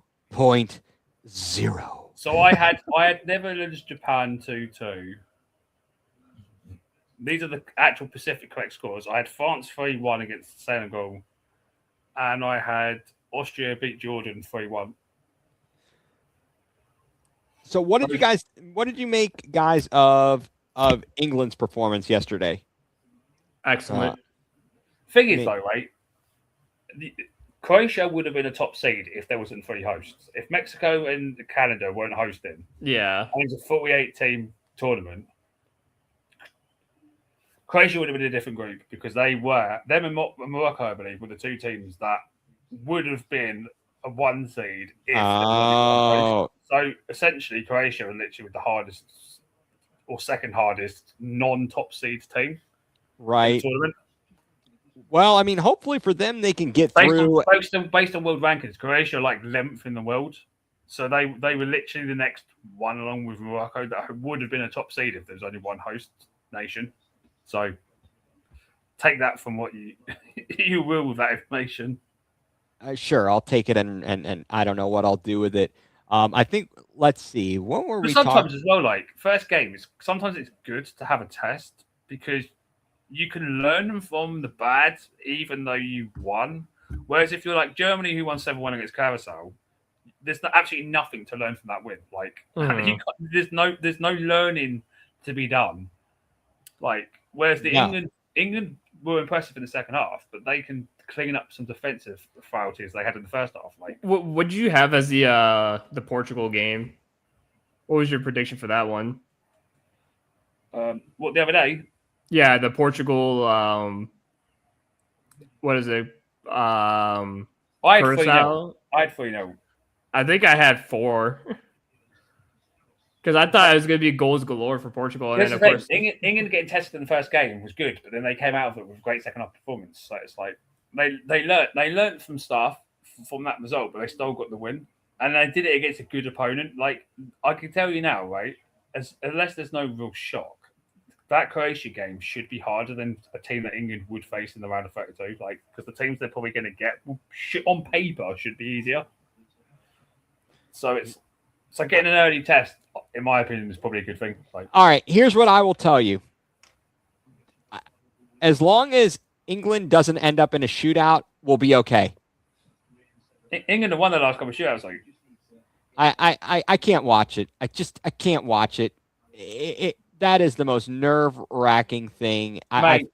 The Euros final was bought BS because Southgate brought on 2 players in the last 2 minutes of extra time to take penalties. Yeah, both of them missed because they hadn't Sancho, Jordan. It was Jordan Sancho and someone else, and he brought both of them on specifically for penalties. But because they never got into the flow of the game, their mind was just in the penalties, and they both missed. And it's like, yeah, that is absolute. I get ill thinking about it. I feel like I've seen England in these large competitions in my lifetime numerous times lose in the PKs. England would have went to the final of the last World Cup if it weren't for Kane facing Lloris twice in penalties in the 90 minutes. Because the second one, he went for power because obviously Lloris was Spurs goalkeeper at the time and Kane was still at Spurs. So, and it was the second penalty against his club goalkeeper. He knows where he's going to go. And he knows his weaknesses when it comes to penalties. So Kane just went for power the second time because he'd already scored once. It was like, and he blazed over the bar. But I think mentally going against his club goalkeeper that time kind of caused them problems. And England were the better team in that game as well. Like they conceded the second goal to Giroud, but then England had all the momentum going to that penalty, and then they missed the penalty. They ended up losing 2-1. Yeah, it's I don't know. Like I said, and England have got a better team than they did 4 years ago. So yeah, I just have recurring nightmares of England in these big competitions and losing in a shootout in the PKs, and it's terrible. It's no good for me. Who do you think? I mean, obviously that Congo result against Portugal was huge. I mean, very doesn't surprise me because Ronaldo's holding back Portugal. Like they're not going to do anything with him in the table. Like, right. I mean, do you think there's any team that could come out of the group stage that you weren't expecting to make it out of the group stage? Who I wasn't expecting? Right. Do you think there's a team that, I mean, Cape Verde, let's see, they got the tie, against Spain. Could they surprise? The team that you're not going to like this, but the team that I think is probably going to get out of the group now that I didn't expect is Australia, because they're going to need a point from their last 2 games basically now to get through. I had them finishing bottom of that group. Okay. Yeah. I mean, okay. I mean, I don't care. I mean, I don't have to like it, love it, hate it. I don't care. It's not going to bother me. Because I'm looking at the standings, and they're the only team that I believe have got a win that I didn't have going through. Okay. So what do you, I mean, I know it's like this is a different question, but it feels like, okay, they're showing it looks like, so I thought for a moment South Korea kind of was, had a little bit of an advantage so far, but then I'm looking at the passing numbers. It appears Mexico's has had more passes, etc. So it feels like South Korea's controlling this game, but right. Okay, I'm not misreading that or misseeing that. That just at least we on the screen we have like the possession, the right shots and stuff like that. But it doesn't. Has anybody had a magnificent opportunity? Well, I know Mexico. There was at least one at it. There was one shot on target. Yeah, that's kind of crazy. But so tomorrow the United States takes on Australia, 3 p.m. Eastern time. Mm-hmm. They'll be out in Seattle. That could be nice. I mean, Seattle gets great crowds out there. I think as we were talking, I'm sure the NFL teams are like, can we keep this grass here? Players would have to go on strike though. If the NFL want to adopt these pitches for the NFL, players are going to have to go on strike and enforce it. Well, it's funny because there was a streamer by the name of Speed, and I think it was Speed. He asked an NFL player during I think it was one of these games, and he goes, would you rather play on grass like this or on turf? And the NFL player said turf because he's a defensive lineman. I forget who it was. He goes, it was a defensive lineman. He goes, because as in my position, at least, you have to get off the line and get off the line fast. And with turf, you have better grip. So you get off faster. It's almost like a block in track and field where you load up and then you can get off the block fast. So he goes, turf, I can grip the ground better, whereas grass in certain places, like you kind of slip off the line sometimes. Right. If it's a bad surface, if you're playing on the infield, like when teams used to play the Browns at the old Municipal Stadium and they'd get down to the half of the field, the end of the field where the baseball field was all season long. And so you're playing on the dirt infield, at least at the beginning of the season. By the end of the season, I think they put grass, they do something down there, but that was terrible. So there, that makes a big difference. I don't know. Oh, nice ball to the box. Nobody there to answer. But like England's World Cup dreams are over. Oh yeah? They've been cursed. Oh no. By what? They went to the Kansas City Royals game and they've been cursed. Oh no. Who cursed them? Just by going to the Royals because they suck. So they've just been jinxed by the Royals. And when they don't win the World Cup, that's my excuse now. That okay. Already making this stuff up. Hey, how about them? Did I see right that another team turned down a trip to Pennsylvania Avenue? Sorry, who did? The Knicks declined the Trump visit. I believe I read that they have, in fact, declined a visit to the White House. Oh, no. Oh, darn. Shall I show what they should do? As a piggy take, right? So, under Trump, since Trump became president the first time, in that 12 no NBA team has gone. In that 10-year window, basically, now, the only times that teams have attended is when he wasn't president. Was when Biden was in charge for 4 years. So what should happen is, once Trump is no longer president, those rosters should virtually agree to tend the White House together under the new president. I think that'd be funny, regardless of like who it is. As long as it's not the current president, they should just go and visit. Yeah, just all those players on those rosters, regardless of who they're playing for, whether they're retired or not, they should all meet up and just go and have their president visit with the next. Go eat dinner with the president. Yeah, that would be hilarious. That would be good. That'd be funny. I did see, guys. I don't know. I know this again. We're just going wild here as we're watching the game. We are in the stoppage time, added time of the first half between South Korea and Mexico, still 0-0. As we kind of talk through all of this, I was pretty impressed. Like, you know that Jalen Brunson's wife is she a doctor? She's a doctor. I think I saw that. Yeah, I think she went to Northwestern for medical school. Like that's really impressive. She's like, yeah, I don't need your money. I mean, not that his money isn't probably more than her money, but her money probably is hard. I think she probably. Do you think that her worth or she's more valuable to society than Jalen Brunson? Yeah, that's facts. She should be the one going to the White House. I think so. She should at least be getting invited, but she should tell them, since they don't like science, that she's not going to go. I need to see the video of this. Did you guys just see the what just happened between South Korea and Mexico? This referee was trying to calm down this Mexico player because he was talking, and the South Korean player went like to him, and then the Mexico player was like, I was laughing. That's why I was laughing. I was like, what the hell? I was like, but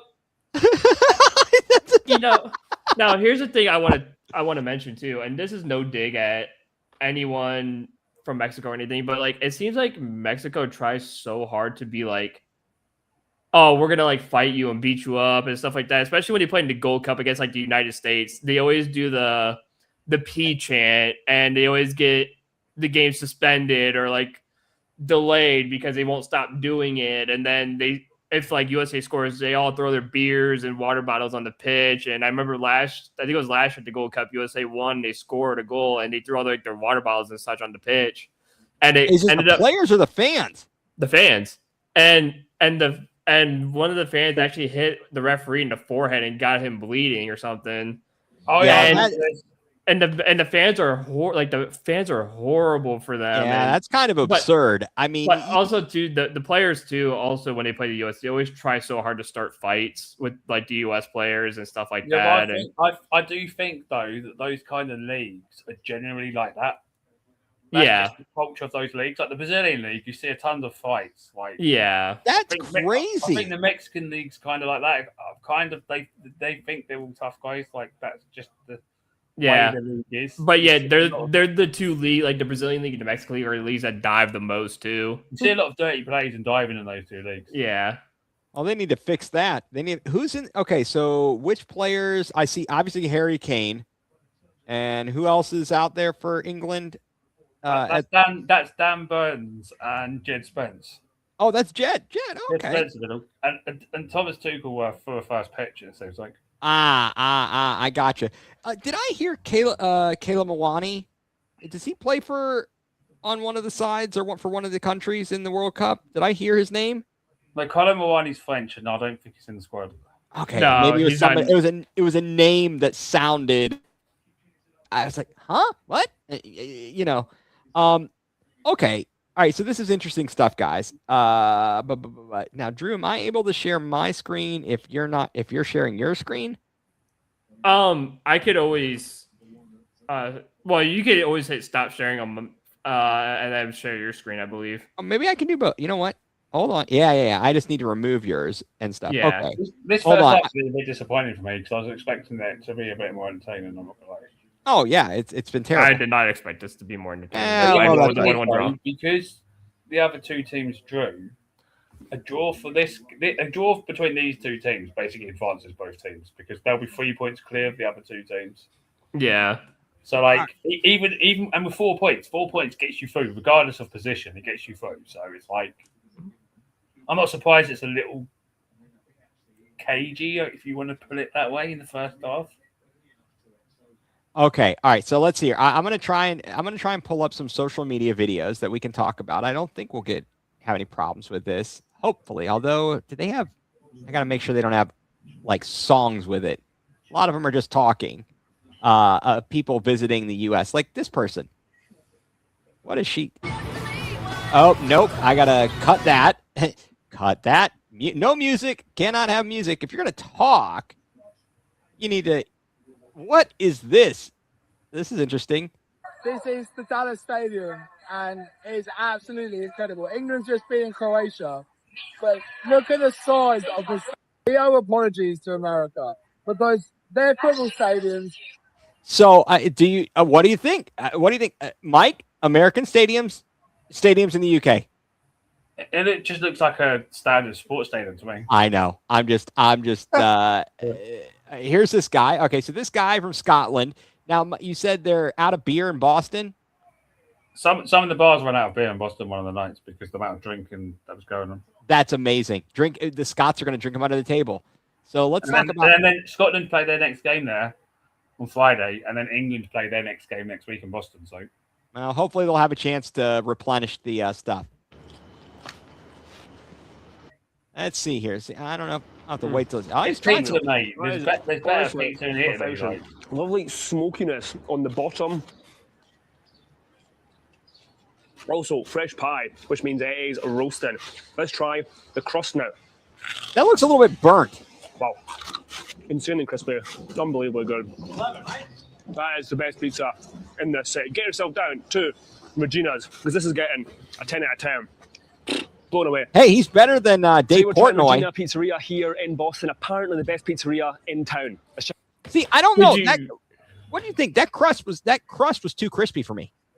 No, I don't think it was. It looked like it was going to cut the roof of your mouth. I don't mind it crispy though, like that a little bit. But it was going to cut the roof of your mouth. I like pizza like that. Okay, you like super crispy. This is Lewis's barbecue or Lewis barbecue in Charleston, South Carolina. What have we got? We've got a big tub of mac and cheese. We've got pulled pork. Look at this. Different types of sausages.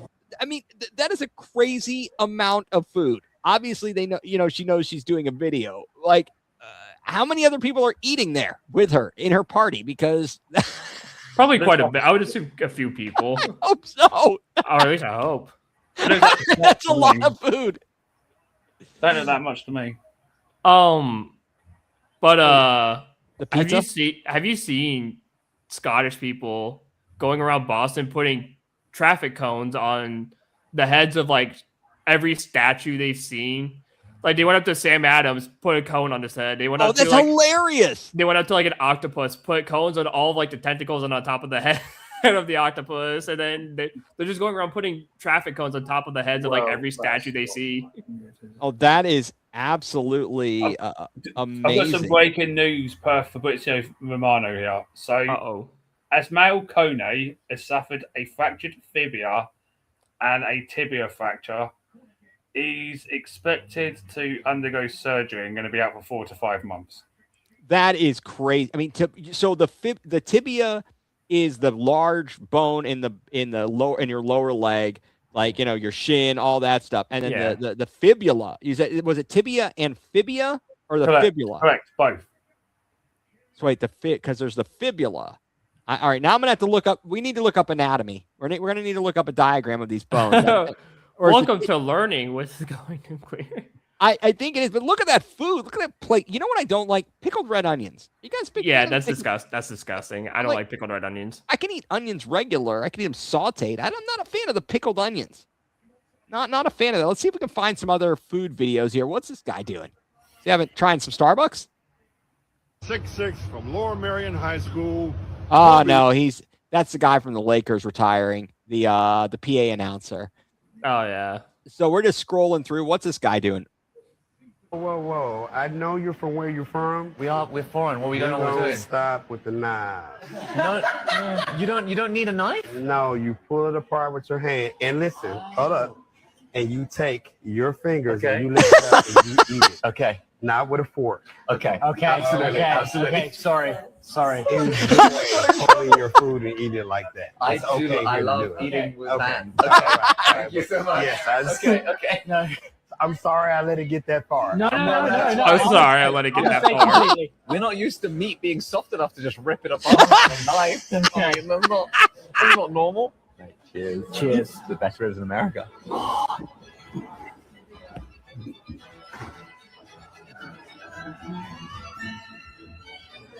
Oh.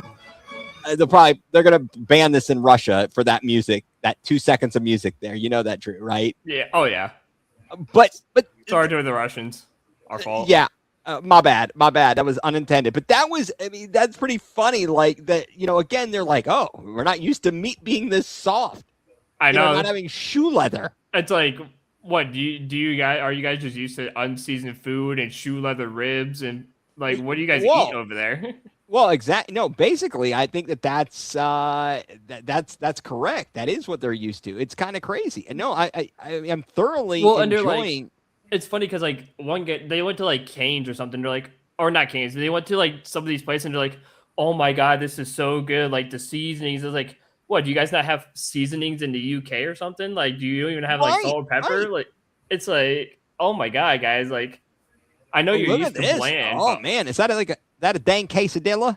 Napoleon? Oh, have you seen a Japanese kid who had the big barbecue meat? Whenever he goes, oh my god, this is so good. This is amazing. All right, here is our. Hey, look, if you're watching this, you're a Cleveland sports fan. You know who Paul Brown UK is. Mike, obviously in the UK, personally is friends with Paul Brown. And this guy, he does his own cooking, but he's all over the place trying stuff. So let's see what he's trying to. I feel a bit on edge in this place. I mean, you're in the hood, man. Shut up. Okay. What did I just see? Tenderloins. What makes it so good?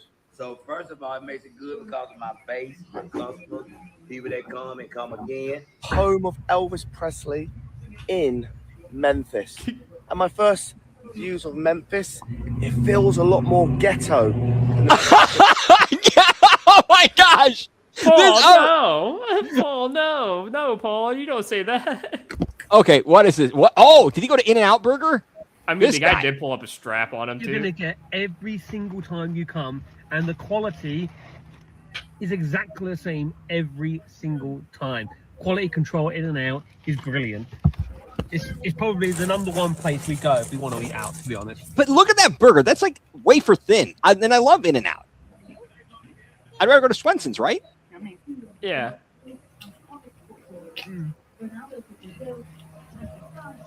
Look at that. It's just funny watching Europeans eat our food and be like, oh my god. Yeah, like, what did you think? I mean, I worry about the mustache there. The mustache looks like it's just going to get in the way. Yeah. You're going to get a lot of stuff in the mustache. There's going to be a lot of sauce in the mustache there. This guy's been everywhere. He's got a lot of videos. Harley the Brit. Is this guy for reals? He's a real guy, right? I think he is. Wait a sec. He's a Brit living in the America. So okay. This guy's a joke then. Boo. I feel duped. He's digital creator. Yeah, if he's a digital creator and he lives here, then that's crazy. That's cheating. Man. So he's not actually. There was a video or a clip they played of they played of some person on the street and they're talking to a woman or a person. I think it was not a woman, a man. I think from maybe who was like Asian, maybe Japanese, and they're like, "Oh, I don't speak a good English." Blah blah blah. Said this stuff, and it's like, "But I'm excited!" And it was it was very good. It was very good. Oh man. Well, I guess. Oh wait, what do we hear? Message for. Oh no. This. Do the football! Come on, England! USA fans are saying that the MLS is bigger than the Premier League because they've got Messi. What are your thoughts? Well, Messi. USA fans have never seen anything messy. When England are coming, drinking their bars dry, then they'll see what Messi's about. These USA fans don't know what's going on. Listen, they still call it soccer. They're all sat here in England shirts eating chicken wings, drinking one beer. Come on, that's not England. They're terrible. American fans are terrible. Listen, stick to your baseball, stick to your hockey, stick to your basketball, I'm building a football. Come on, England! It's coming on! Oh my! That dude's the size of a planet. Hey, but he's not exactly wrong. I mean, we don't exactly know how to, Yeah, that guy with his hat. Oh, hey, look, what's Paul Brown up to here? Miles drive across. He's in the ghetto. As I came into Amarillo, I had the opportunity to buy a spray can for £10 and spray these Cadillacs. Yes, it was a bit of a tourist trap, but it was quite good fun. England. Go Browns. Any Cleveland Browns fans on this trip, reach out to me. I'm not the best at graffiti, to be honest, but top tip, go to Home Depot and get your can a lot cheaper. A lot of people recommended this place, the Big Texas. Call it Home This Depot. is the place where you come and try and eat 72 ounces, 2 kilos of steak. It looked like a tourist trap, so I didn't bother. I went with the Duke ribeye, creamed green chili corn, and cheesy potatoes. The steak was okay. I asked for medium rare. I don't know why, but I always find American steak chewy. Green chili cream corn. I hate sweet corn. Oh, music in the background. They got to stop playing music in the background of these videos, messing me up. Gonna get us all screwed up. Have you guys seen the interaction between the guitar coach and Jesse Marsh? What's that? No. So the head coach of Qatar got pissed off at Jesse Marsh for running up the score to 6-0, and so many people on Twitter are like, yeah, Canada had no reason to run up the score and stuff like that. I'm like, you do realize goal differential matters in this thing, right? So maybe Qatar shouldn't have gone down to 9 men. Yes, I was about to say, maybe your team should have been more disciplined and not got too right. Okay.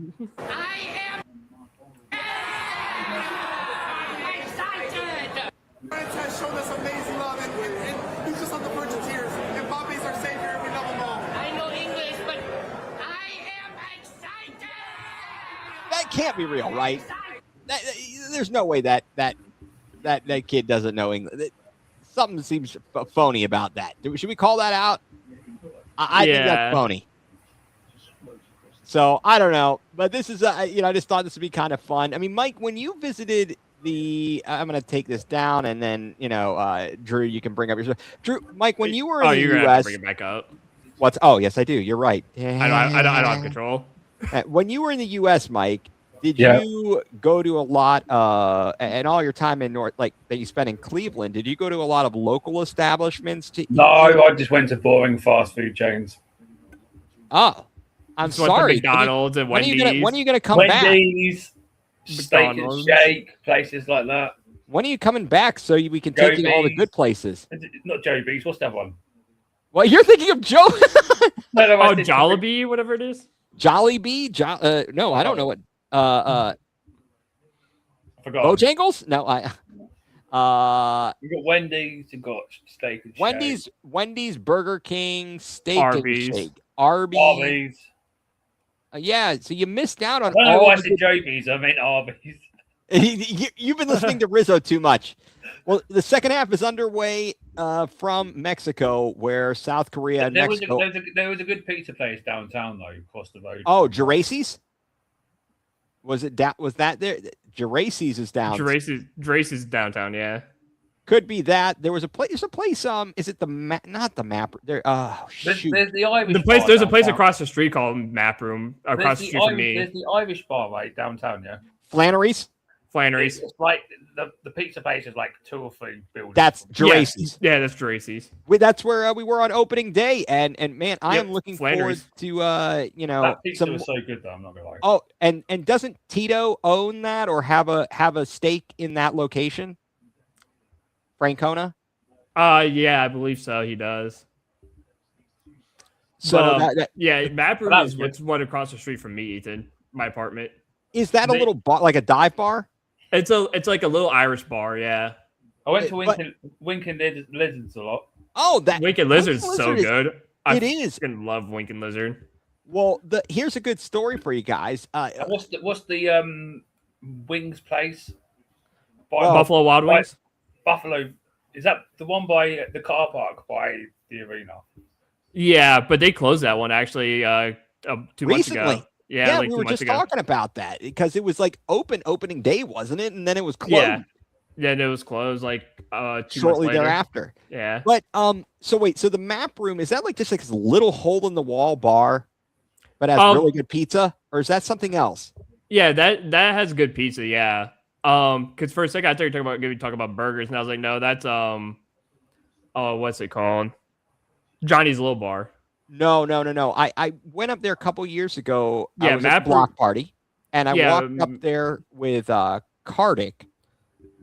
Yeah, Mapper has good pizza. It's like, it's a little hole in the wall. It's like very narrow. Yes, that is it. It's very long and narrow, but it's a really cool spot. I also went to I can't remember the name of it, but I think it's like Eastern European owned, and it's down by the flats. They do like roast dinners, kind of. Oh, and who knows? I mean, a lot of family-owned business. I can't remember the name of it. And who knows? I don't know if it's all still there or not. That's the other question. Like, I mean, I'm 10 not years. going to say Sorsby's, but it was something. It was Sobrowski's. It was. I think it was something Polish or something. Oh, I know what you're talking about. I can't think of the name of it though. But it's down by the flats, right? Yeah. Oh, yeah. It's down by the flats somewhere. I have to. Oh boy! Look at this break. Mexico in the box, shot wide of the mark. Hits the outside of the netting. Good opportunity, a good break there from Mexico.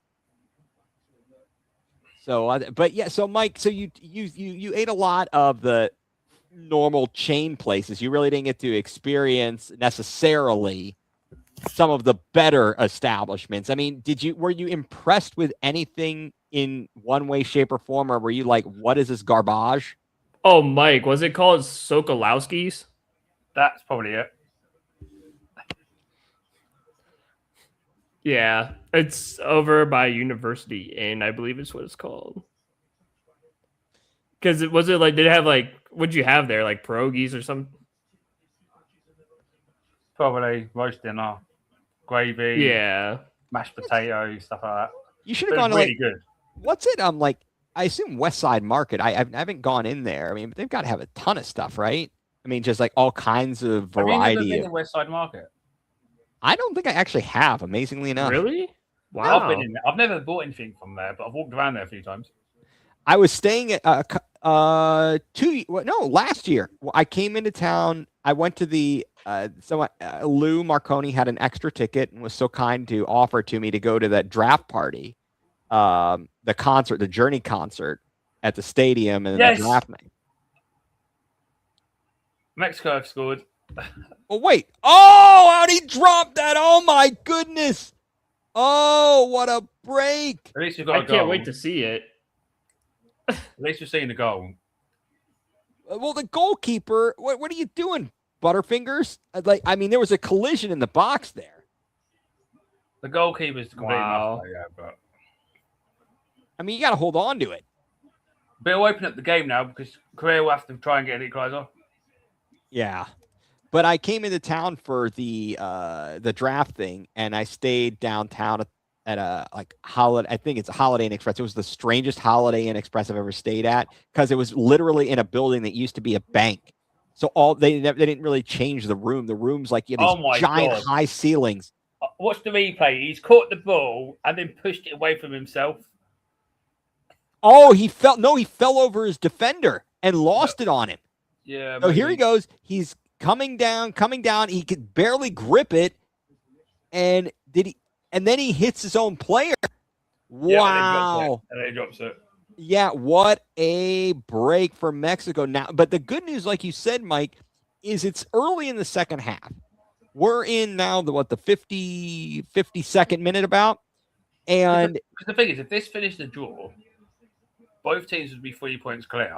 And goal difference would just most likely determine who wins the group in the final. 1 or 2. 1 and 2. Yeah, who's won? Whereas who's 2. now, because Mexico have gone ahead, Korea are going to have to try and come back. So in that incident, if I'm I'm blaming the defender on that because I'm sure the goalkeeper is probably yelling keep, and saying like it's mine. Like an outfielder would say like mine. He's probably saying keep, and he's trying to get the guy to move, and the guy just focused on the ball too much and doesn't move. Your defender's got to get out of the way and have your keeper come up and catch. That's a keeper's ball all day long. Yep. I'm glad there's been a goal because it's going to make the game interesting now. Well, right. Yeah. Now, like you said, South Korea, and they have plenty of time. They've got at least 40 minutes. Yeah, they still got a whole half. They still got the whole half. Drawing this game puts both teams basically through. Yeah. So, regardless of position, it basically puts them both through. So Yeah, I'd love to see Sonny do something. Come on, Sonny. because I think it's basically impossible to not go through with 4 points because of the format. So it's like, yeah, if you're talking about just qualification, a draw wouldn't have been the worst result for both teams. But now, because it's been a goal. Mm-hmm. Yeah, I'm looking at the places I'm back on our prior topic right before the goal, the West Side Market. They got a lot of interesting stuff there.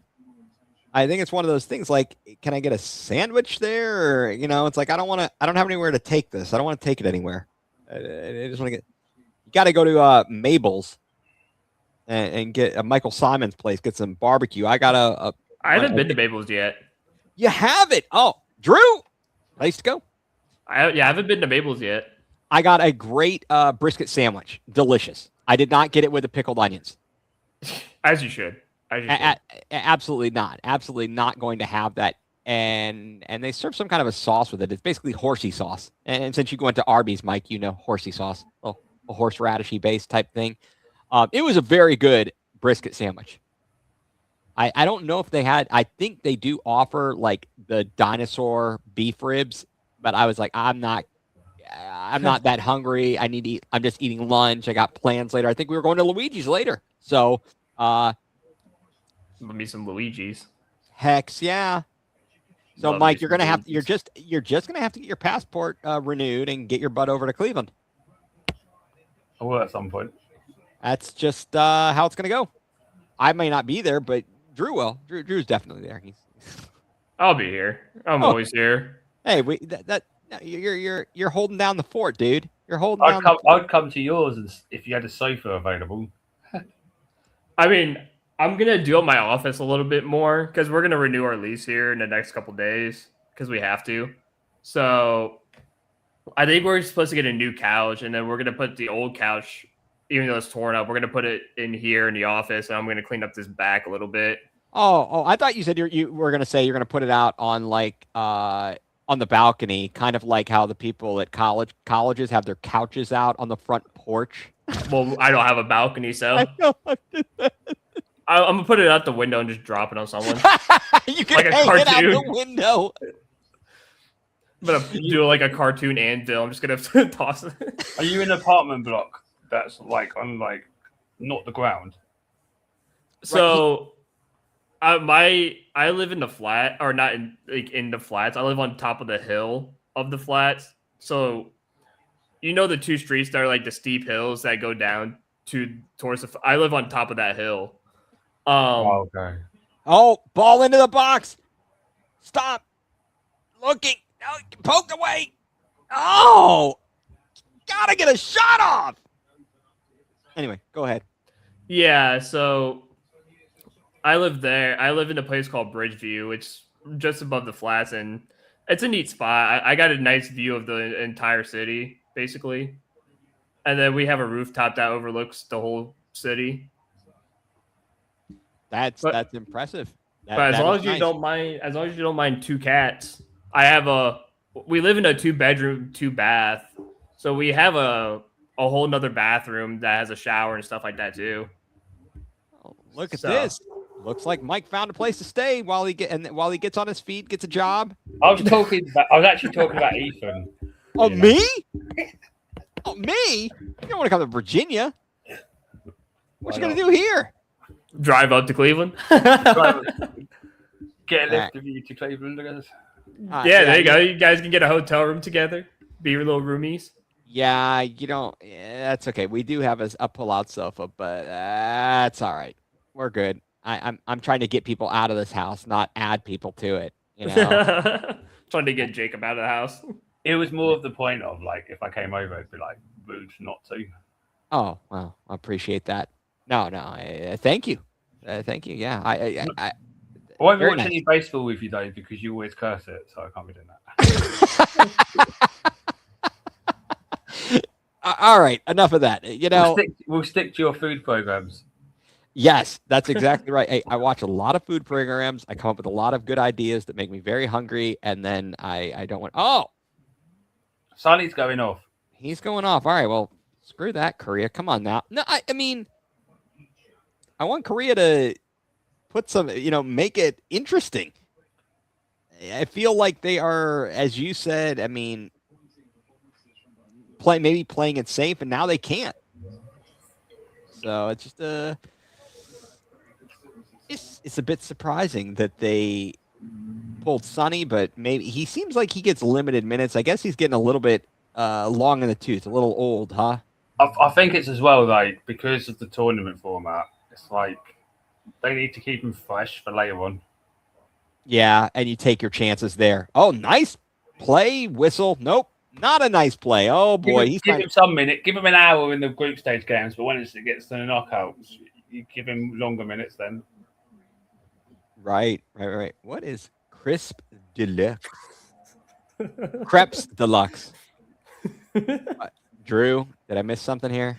I'm sending it to you guys in the group. Okay. I'll tell you what would have my old man going nuclear with this game, though. What's that? That the two teams are not wearing their home kits, because this is one thing that he hates when watching a football game and the two teams are both wearing their away kits. It drives what him is up with that? It drives him insane. He moans about it continuously. Like the game earlier, the whole stadium was Canada red, but they played in black. Did you watch it, Ethan?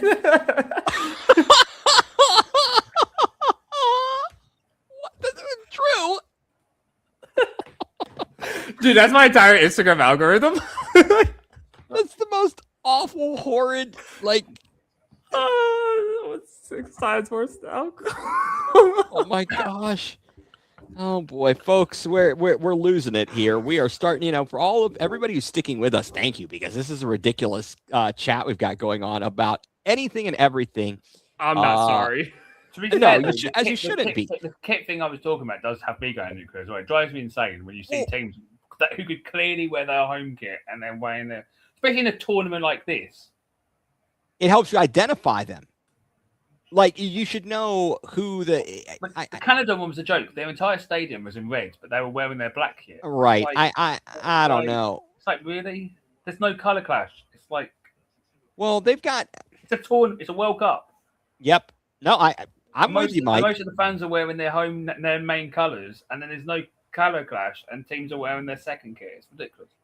Yeah, it definitely is. I mean, I think in all of these sports, all the alternate uniforms and colors and such, I'm just a traditionalist.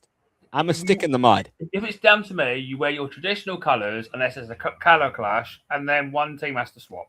Well, but okay. And that team genuinely is the away team unless there's still a color clash, and then the home team changes. That's how I see it. Well, I used to appreciate, so first of all, if in hockey was kind of the reverse, or is the reverse of most other sports. Most sports in the U.S., the home team wears white, the visiting team wears their dark uniforms. In baseball, everyone used to wear gray on the road, and there was a period where a lot of them had this like powder blue type color on the road. But again, it was the home team would wear white. But like in NHL, is you wear your dark jerseys or sweaters at home, and such, and then you wear white on the road. I don't know. And now in the NBA, it's crazy. Wear your traditional colors at home, and then wear your away kit when you're away. Yeah. No, your alternative jersey when you're away, but when you're playing the home crowd, you should wear your team traditional colors. Yeah, although I mean, I do like the the Cavs throwback this year. Back the 07 blue. That's pretty slick. I did appreciate that one. I think that needed to be the primary road kit. Exactly, you have that as your primary road kit then. But the World Cup drives me insane. Like, you have crowd, like Scotland the other day, right? Their game in Boston against Haiti. All their majority of their fans were wearing blue, I think, but they played in their away red kit. It's like, come on. And then Haiti were playing in like white when their main colours are like red or whatever it is. It's like, no, I know you may. It's like, come on. No, I'm with you. I am with you. for certain. This is so bad, guys. You want to talk about getting old? It's like I'm having to now get the readers. I'm having to get the readers on, because and it's amazing how much better things look now that I've thrown on some readers. That's just, it's fine. At 47 years old, I'm finally starting to have to, put on the glasses I'm like, what? Oh, now this makes sense. I suppose I'm lucky. I mean, I suppose I'm fortunate that I've survived this long, but it's like, man, I don't like getting old, dude. Getting old ain't for the weak or whatever it is. So what are they going to do? So 63rd minute now. Now South Korea needs a goal to equalize, surrendering a goal on that was a rough break. I mean, that's just a horrible break. It was a 4-2 bounce for Mexico. Yeah. But I feel like I'm watching South Korea and I'm not inspired by anything they're doing to suggest they're going to be able to equalize. No, what they're doing is they're slowing the game down and they're looking for that one. But to me, that seems like, and you tell me, this is my stupid American view of these things, right? You start slowing the game down and you're looking for what appears to be a perfect opportunity. It's stupid though. It's counterproductive. It actually makes it easier for the other team to defend. Right. Yeah. Exactly. You want to go at them with some speed and make them have to make quick decisions rather than pass around and look for a certain spot. You need to get yourself opportunities. Exactly. It was like when we were watching the hockey, the NHL playoffs, and I think it was, and obviously Carolina was very, very sound defensively, but where Montreal couldn't or wouldn't shoot. Yeah. And I'm like, what are you doing? Just shoot the stupid puck. Hope for a deflection. You are not going to get anywhere playing this way. I just don't see how that works. So I don't know. Talking of Stanley Cup quickly, mate. Yeah. That final, got changed when they benched their goaltender and went to. Yeah, and they went to Bussy. Bussy, yeah. Now, what did they say? So Bussy I think so. My good friend Sherry in Cleveland, I think because she grew up originally from New York, grew up in Florida for some time. So she's a Panthers fan. Now, did Bussy, I think she said maybe Bussy had played in Florida for a short, was there. I think he might have done, yeah. For a minute, literally. But yeah, it's crazy how you can make a goaltender change. It was like they had to concede loads of goals in a game for them to bench their goalie to play like the third period, for him to then stay in net for the rest of the rest of the series. The way that momentum changes is unreal. It's just unreal. That was the game where wasn't that the game where they nearly became the first team to come back from 3 goals deficit in the third period, but then they lost in overtime because he came in for the third period. Yeah, that was an unreal game. Goals? It was 3 goals or 4 goals. I think it was it 4? They were in trouble. All I remember, I'd have to look back. But they got it to overtime. And that was he came in for that third period, and then he's kept his place for the rest of the series. Yep, that changed everything. It literally changed everything. And that was the last time. That was the last time Vegas won because they won that game to go up 2-1 in the right. Right. I'd have to look that up. From them quickly. Yeah, I'll have to look that up while we're sitting here. But now we are in the 67th minute, still 1-0 Mexico. Thank you for everyone who's sticking with us as we're just kind of having stream of consciousness chat here about anything and everything as we watch along with the World Cup group stage game here. South Korea and Mexico. South Korea down 1-0, second half of action. South Korea looking to try and equalize, ball into the box, bounces out, played. Now, I don't know. I thought he could have taken that shot. I'll tell you one thing that I'm glad they've done in this World Cup, though. What's that? So I said in our group chat the other day about Croatia's second goal being offside, yeah? Yeah, the arm. They've got rid of arms being offside. So, Drew, you and I were talking about this. Share what you were talking about or what we... Yeah, so I know Ethan was confused, and I said what they're starting to do now is with these automatic offsides, is they're taking account that you can't score with your arm. So the only way you could be offsides is with obviously like your head, your shoulder, your legs, chest, like anything you could score with. So like your hand, your forearm, and anything up, like your entire arm basically except for your shoulder. Like if your arm is like offsides, you're onside because you can't. They finally realized like, oh, you can't score with your arm. So why does that even account for an offside? Yep. So it makes a lot of sense that they've done that, and I've been calling it for years, and I'm glad they've done it because when I saw that Croatia goal, I was like, based on the Premier League ruling, that's happened in the previous season. I was like, that's offside. But then when I eventually saw the replay and it was his arm offside, and they showed the line, I was like, okay, they're not doing arm offsides anymore, which is good. Yeah, they're not doing arm offsides anymore. All right. So in answer to your question, Mike, it was as you guys were both correct, game 3 of the Stanley Cup Finals. Carolina was trailing 4-0. Yeah. In the third period. And they scored 3 goals in the space of like 30 odd seconds. Yes, 7:03 of the third, 7:29 and 7:42 to make it 4-3, and then on a power play, 18-18. That's it. Yeah. Of the third period. And they pulled the goaltender off the second period. Yeah, exactly. They had changed the goaltender after the second period. They pulled Anderson. Yep, they lost in overtime, and then he played the next 3 games, and they won. That was it. The rest is history. Yep. So, I mean, unreal. I'm glad that the Hurricanes won. I did not want the Knights to win. Again, I feel it's that situation where we have suffered as, as Cleveland fans, and had to deal with a team like Las Vegas, an expansion team, and they come in and they have this success right away.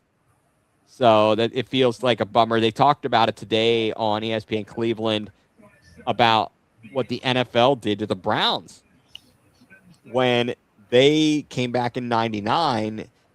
They essentially wanted to put a stop to the expansion team like the Jaguars and the Panthers being successful right away.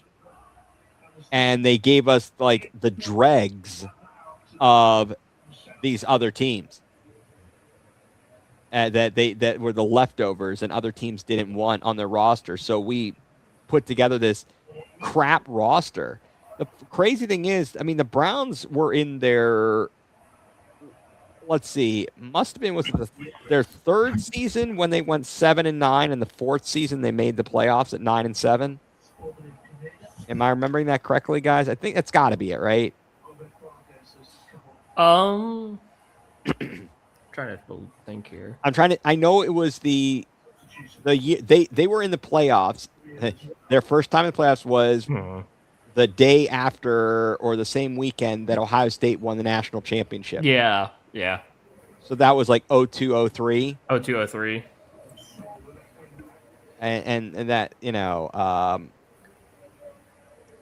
and so they managed to put together like a pretty good team within a reasonable amount of time. They were terrible their first year. It was 2003, yeah, because I became a Browns fan in 2003, and they took like nearly 20 years to get into the playoffs.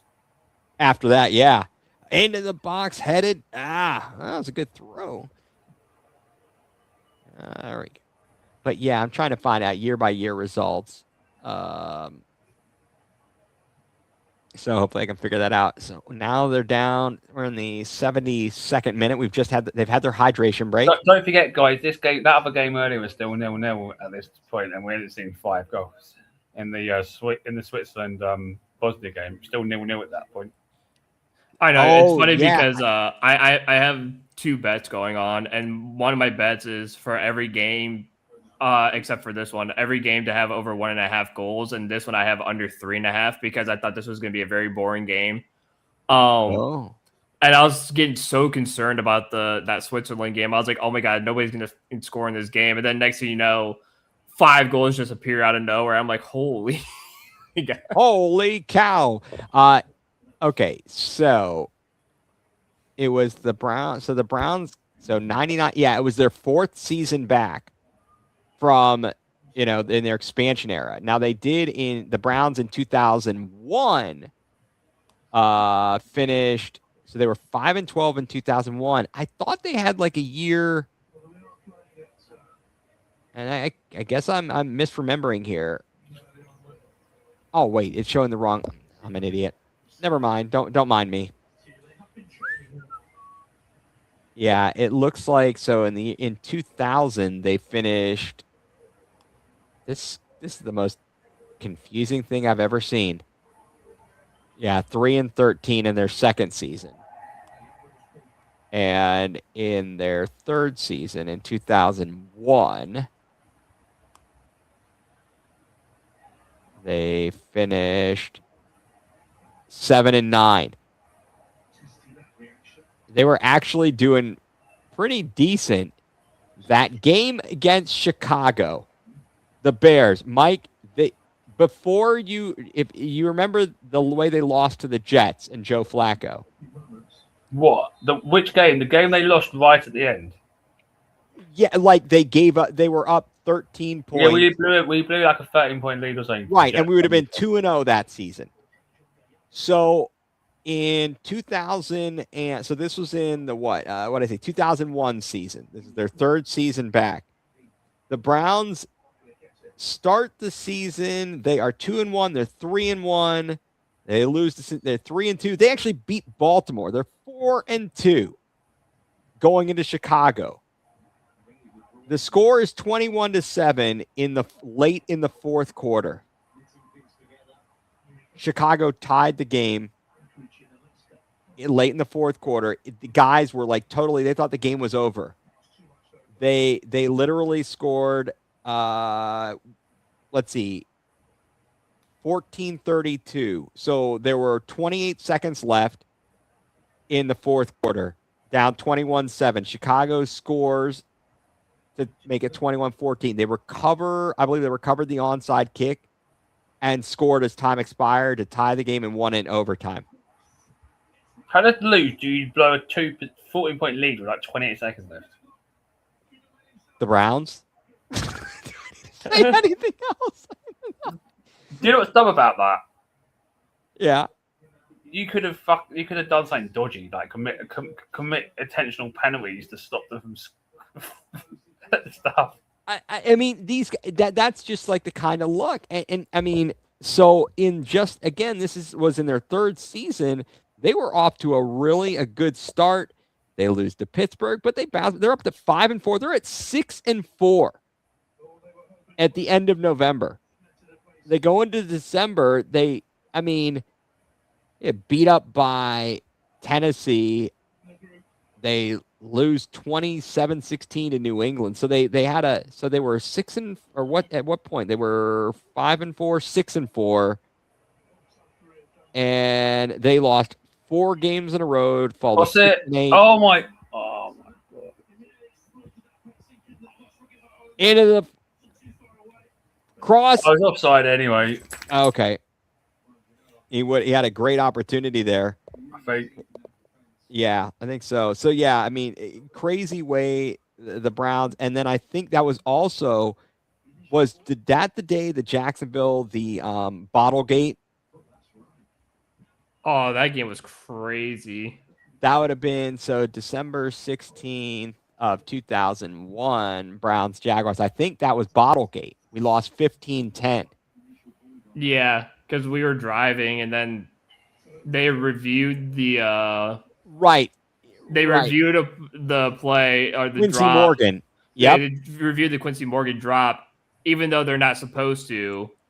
They said that there was a problem with the buzzer or something. Yeah. Even after we had another snap. Yeah.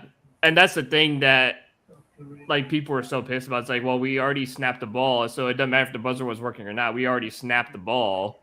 So you can't go back and review it anyways. Yep. 15-10. It was 4th and 2. He hits Quincy Morgan for a 3-yard gain and a first down. And then they spike the ball. And then Terry McCulley comes on and says the booth was reviewing the previous 4th down play because a subsequent play had already, or because a subsequent play had been run, the review violated NFL rules, but the officials ultimately overturned it, ruling the pass incomplete and turning the ball over to Jet. Yeah, that was crazy. But that team was right there. You think about those two games, and instead of being 7-9, they're 9-7. Yep. I mean, that's. But you know what? Again, the next season they were obviously building on that. Oh, here comes a good counterattack for South Korea. There it is, outside the 18, dribbles with a right to the center of the pitch. Shot from deep. Yeah, that was. He made a shot. He went for a shot at least, right? I feel like at least he didn't just piddle with the ball. So yeah, so Mike, the ways in which Cleveland finds ways to lose games, the Browns especially, are some of the craziest scenarios you could ever think of. It's unreal. I just don't know. I mean, and to think worse than if you think that that RJ Barrett shot was anything, that was nothing. That's nothing. Nothing. No, it's not. I don't know. What do you think? Do you think there are any games, Drew, that you can recall in memory, or Mike, for that matter, where Cleveland was on the right end of a win, where there was some sort of maybe a controversial call or something just absolutely absurd happening that you can recall? I got one in mind. I've got one in mind, but I think. Drew, what do you think? I'm trying to think here. Mike, what do you have? What's the one you're thinking? I'm starting to get one in mind, and it probably is going to be the same as both of you. I think we all might have the same ones in mind. Is yours basketball related? No, mine is not. What's yours, Mike? I'm not imagining this, but why am I thinking this was in Chicago? What was the game where the boy made that ridiculous shot? Chicago. Wasn't he out of bounds or something? Not that I recall. Or am I imagining that? I don't think it was out. I mean, I know he made they had there was the play where. Are you talking about in the playoffs? I might be imagining this. I mean, it was an absurd shot. We set up the play because David Blatt wanted to call the play for JR, and LeBron took the clipboard and was like, no. Oh yeah, I don't know why I'm imagining that. It's just that me at 3:40 in the morning making up saying it didn't happen. I mean, but that was an amazing play. What did you come up with, Drew? I'm still gonna go through. I'm trying to think. I'm thinking about Phil Dawson's kick as time expired to tie the game in Baltimore. Tie the game in Baltimore, and then they won in overtime. It hit the stanchion. It didn't hit the crossbar. It hit the stanchion and bounced out, and they ruled it no good. And then they reviewed it and were like, yeah, it wasn't. It went through. And then the Browns won in overtime. So it was like, finally we catch a break here. Something ridiculous like this. I mean, how many times have we lost losing to Baltimore on that Monday night game on a kick six? Oh yeah. How many absurd things have happened? It's unimaginable. I mean, there was the Hail Mary that I'll tell you what one of my most memorable Browns plays is. A flea flicker from their own end zone for the third time. Was that with the RG3? The flea flicker the three times in a row. One of my most memorable and favorite plays by the Cleveland Browns in my time following team was the COVID Pittsburgh playoff game, the first snap of the game. Over Roethlisberger's head. Over Roethlisberger's head. And the defense covers it at the end zone for a touchdown. Like the first snap of the game, yeah. Oh, that was me. What they say, they were just talking about that the other week. I think it was Carl Joseph covered it. Yeah. I mean, hey, who can forget those days when Andrew Sendejo was playing in the defensive backfield? How about that one time that everyone called him the what is it? It's kind of funny though, isn't it? Like the Browns' only playoff win in how many years was when the head coach was sitting in his own basement. That is kind of an indictment against him. I know we won't say that because I'm like, well, he still had to coach them up, blah blah blah. But the fact that he wasn't even there to call the game plan. And wasn't that a game that Batonio was COVID? Yes, yeah, and then he came back the next week. But that's like Blake Hance comes in off the street. Hi, I'm Blake Hance. I'm your offensive lineman. Like, no, they didn't even know the guy. Well, the defense won us that game because we get 2 early scores on defense. I believe so. I mean, we pounded. We were kicking the snot out of them. We were running roughshod at Kareem Hunt and others. It was that play with him was the snap, first snap of the game. I think was going over Big Ben's head, and we recovered it for a touchdown. I mean, yeah. Well, and then in Mike to kind. Again, this would have been, when the Browns played that playoff game in Pittsburgh and blew that game in that 02-03 season. I mean, all Dennis Northcutt has to do is catch the stupid ball, and the game's over. Do you know another thing in that playoff one that annoys me though, right? That the touchback. Yeah, the helmet-to-helmet hit and the ball going out. If that get called, we win that. I think we win that game because that. We were right there. We were right there. And Mahomes was banged up. We would have had all the momentum. Yeah, the dirty Dan Sorensen hit. Wasn't it going to tie the game if I remember correctly at that point? I don't know about giving that. Us the lead or something, and then it was going to pull us close. We were down pretty far at that point. I just saw something about that, and I'd have to. But I remember at that point, it felt like the Browns kind of were taking over that game, but that call completely. But the fact that was always the problem I kind of found with. And then Mahomes got injured, didn't he, in that game? Right, and then of course. They gave up a 3rd and 17 first down to Chad Henne. Yeah. How do you do that? We couldn't even get the ball back to give ourselves a chance to win the game because our defense pooped the bed. They pooped the bed. How is it every stupid time you let the quarterback start running around? A backup quarterback, mind you. Just take him out. I Even if it's a foul, take it. You got it. Yeah. Oh, what a shot save. That was a beaut. Still 1-0, and we are getting into the latter stages of the game. 85th minute, almost 86th minute. I can't believe it's going to be a 1-0 game. My prediction is way wrong. You win some, you lose some, Mike. I'm hoping South Korea ties this, so my prediction's correct. Yeah, how much money you got on these? What do you stand to win? So, I will pull up your slip. So, yeah. What was your account at before the? What have you withdrawn any money from that account? Not yet. So, what were you at before the World Cup? I was at 423. And what are you at now? 453. Okay, so you're all right. About $30. Yeah. But are those all World Cup bets or? Yeah. Oh, okay.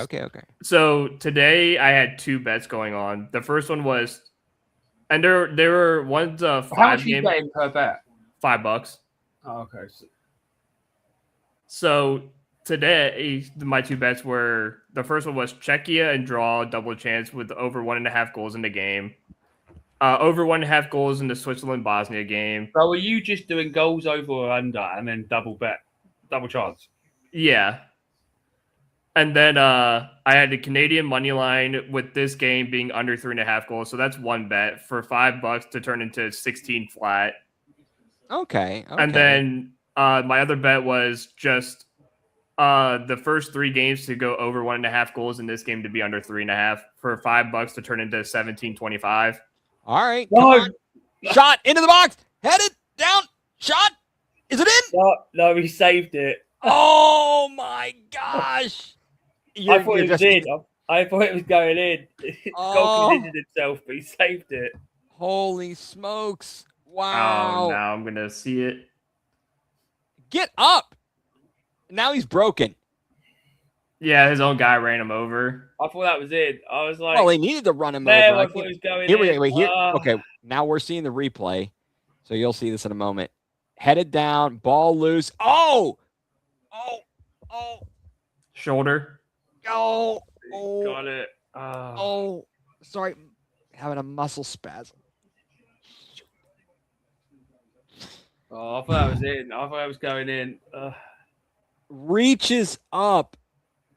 Oh, wow. I mean, the goalkeeper was, what a magnificent play here. Wow, I thought that was going in for sure. Yeah.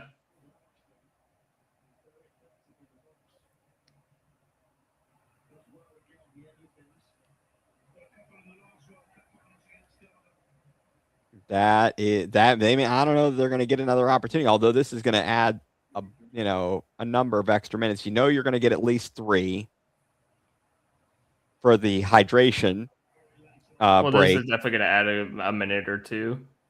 Certainly. Let's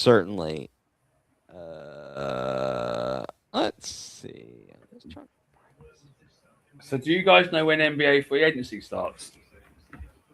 Oh, the league year start. I think why do I think that it officially starts maybe July 1st? Maybe. I could look. I'll look it up in a second. I was trying to. So does that mean Giannis can't get traded until then? That may be correct. It feels like it's going to be like. I'll look it up in a second. I don't know. Because technically, if you have a trade deadline at the end of the season, surely there needs to then be a reopen of that trade period after the trade deadline. Yeah. So essentially, that would be the start of the next league season, technically, wouldn't it? Right. Mike, you're making my brain work, and it's. Oh yeah, by the way, before I forget, in about 6 hours time, the Premier League fixtures come out. Oh, hey, look at that. That's nice. They come out on Friday. I think it's even 9 or 10 a.m. UK time. So. Oh, okay, cool.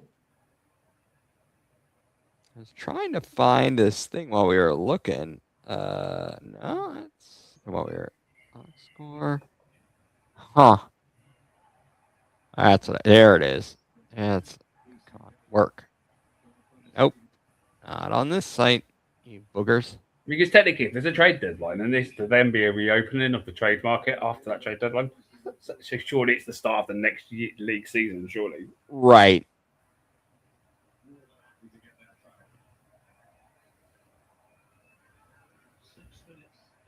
Let's see. There it is. When's the MLB trade deadline? Because that's been moved, right? Isn't that like middle of August? I think so. Okay. At the time, Mike, for your reference, at the time that the Browns had that fumble in Kansas City in the playoffs, it was 16-3. How was it? It was 16-3. It was in the second quarter. And let's see. It was late in the first half. Oh. And it was under 2 minutes. Gets to Higgins down to the 1. Dirty Dan. Well, they went and scored right after that, didn't they? If I remember correctly. Then the Chiefs went 70 yards in 10 plays in a minute 32 and kicked a field goal to make it 19-3. So that's it. They scored. Right. It went from being possibly a one-score game to like a three-score game, basically. Right. It went from being 16-10 potentially to 19-3. So that's a fast difference. All right. What do we got going on here? We got a corner coming up. 6 minutes of added time. South Korea trying to equalize. Oh, crap, Hagar. Into the box, headed down wide of the mark. Well, he had a good opportunity. Bad execution. Apparently, Harry Kane would love to give batting a go one day. Oh, really? Apparently so. He's put great recovery day with the boys at the baseball. Would love to give batting a go one day. Thanks for having us at Royals. Oh, So great. he'd love to be an NFL kicker, and now he wants to give batting a go in baseball. Hey, look, if he could kick, he could probably kick just as well as anybody on the Browns roster. I mean, Schmidt's doing a good job, but there have been times where I would have said, hey, sure, send me Harry Kane. I'll take it. That was kind of cool that, Drew, that we were talking to Dakota Yankee of Leviathan, and he was talking about he's got a state championship ring from St. Ed's High School when he was there as a kicker. So, just kind of showing that. And then it's what his younger brother was better than him at soccer. And then when he went down with an injury, his younger brother was like, they were swapping time his senior year at kicker. Yeah. And then they both won the title, the national title or state title. That's pretty amazing. Amazing. So we are in the just entering the 94th spot. Like, oh man, South Korea is certainly at least trying pushing here. Yeah. Oof. Good play defensively by Mexico to jump in. Ooh. Where'd that ball? I mean, his arm was to his side anyway, so that would have been like a natural position. I couldn't tell it quickly on that replay, but all right, I need to see the replay at least. Yeah. All right, he's gonna play. Yeah, it's definitely just a corner. Okay, he's going. Jeez, Alou. You got this fracas in the 6-yard box area. Jeez, Alou. Because if this score holds, Mexico only need a point against Czech Republic to top this group. Nope. I'm just wondering. I mean, I know it's 1-0, but is Mexico really good? Are they? Where do these teams kind of? This performance, is it indicative of who these teams are?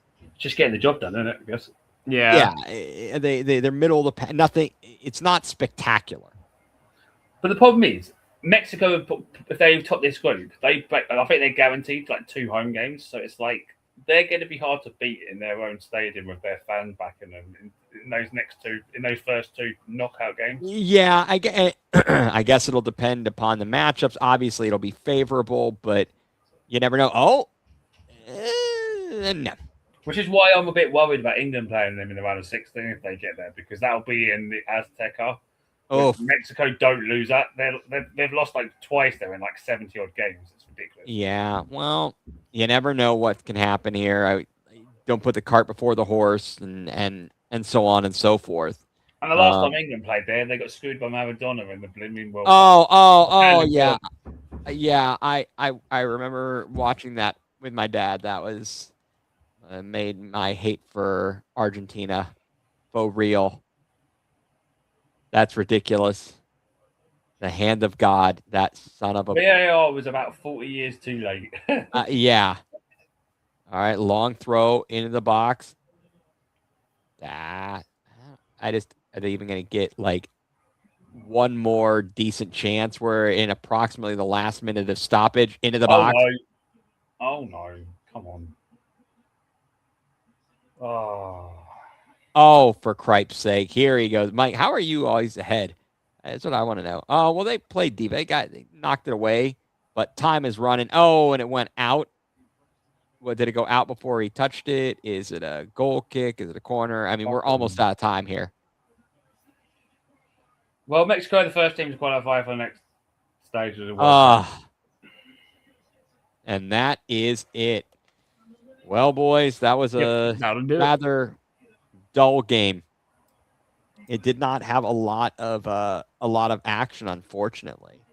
But it is what it is. So Mexico wins 1-0. As you said, Mike, they have qualified now for the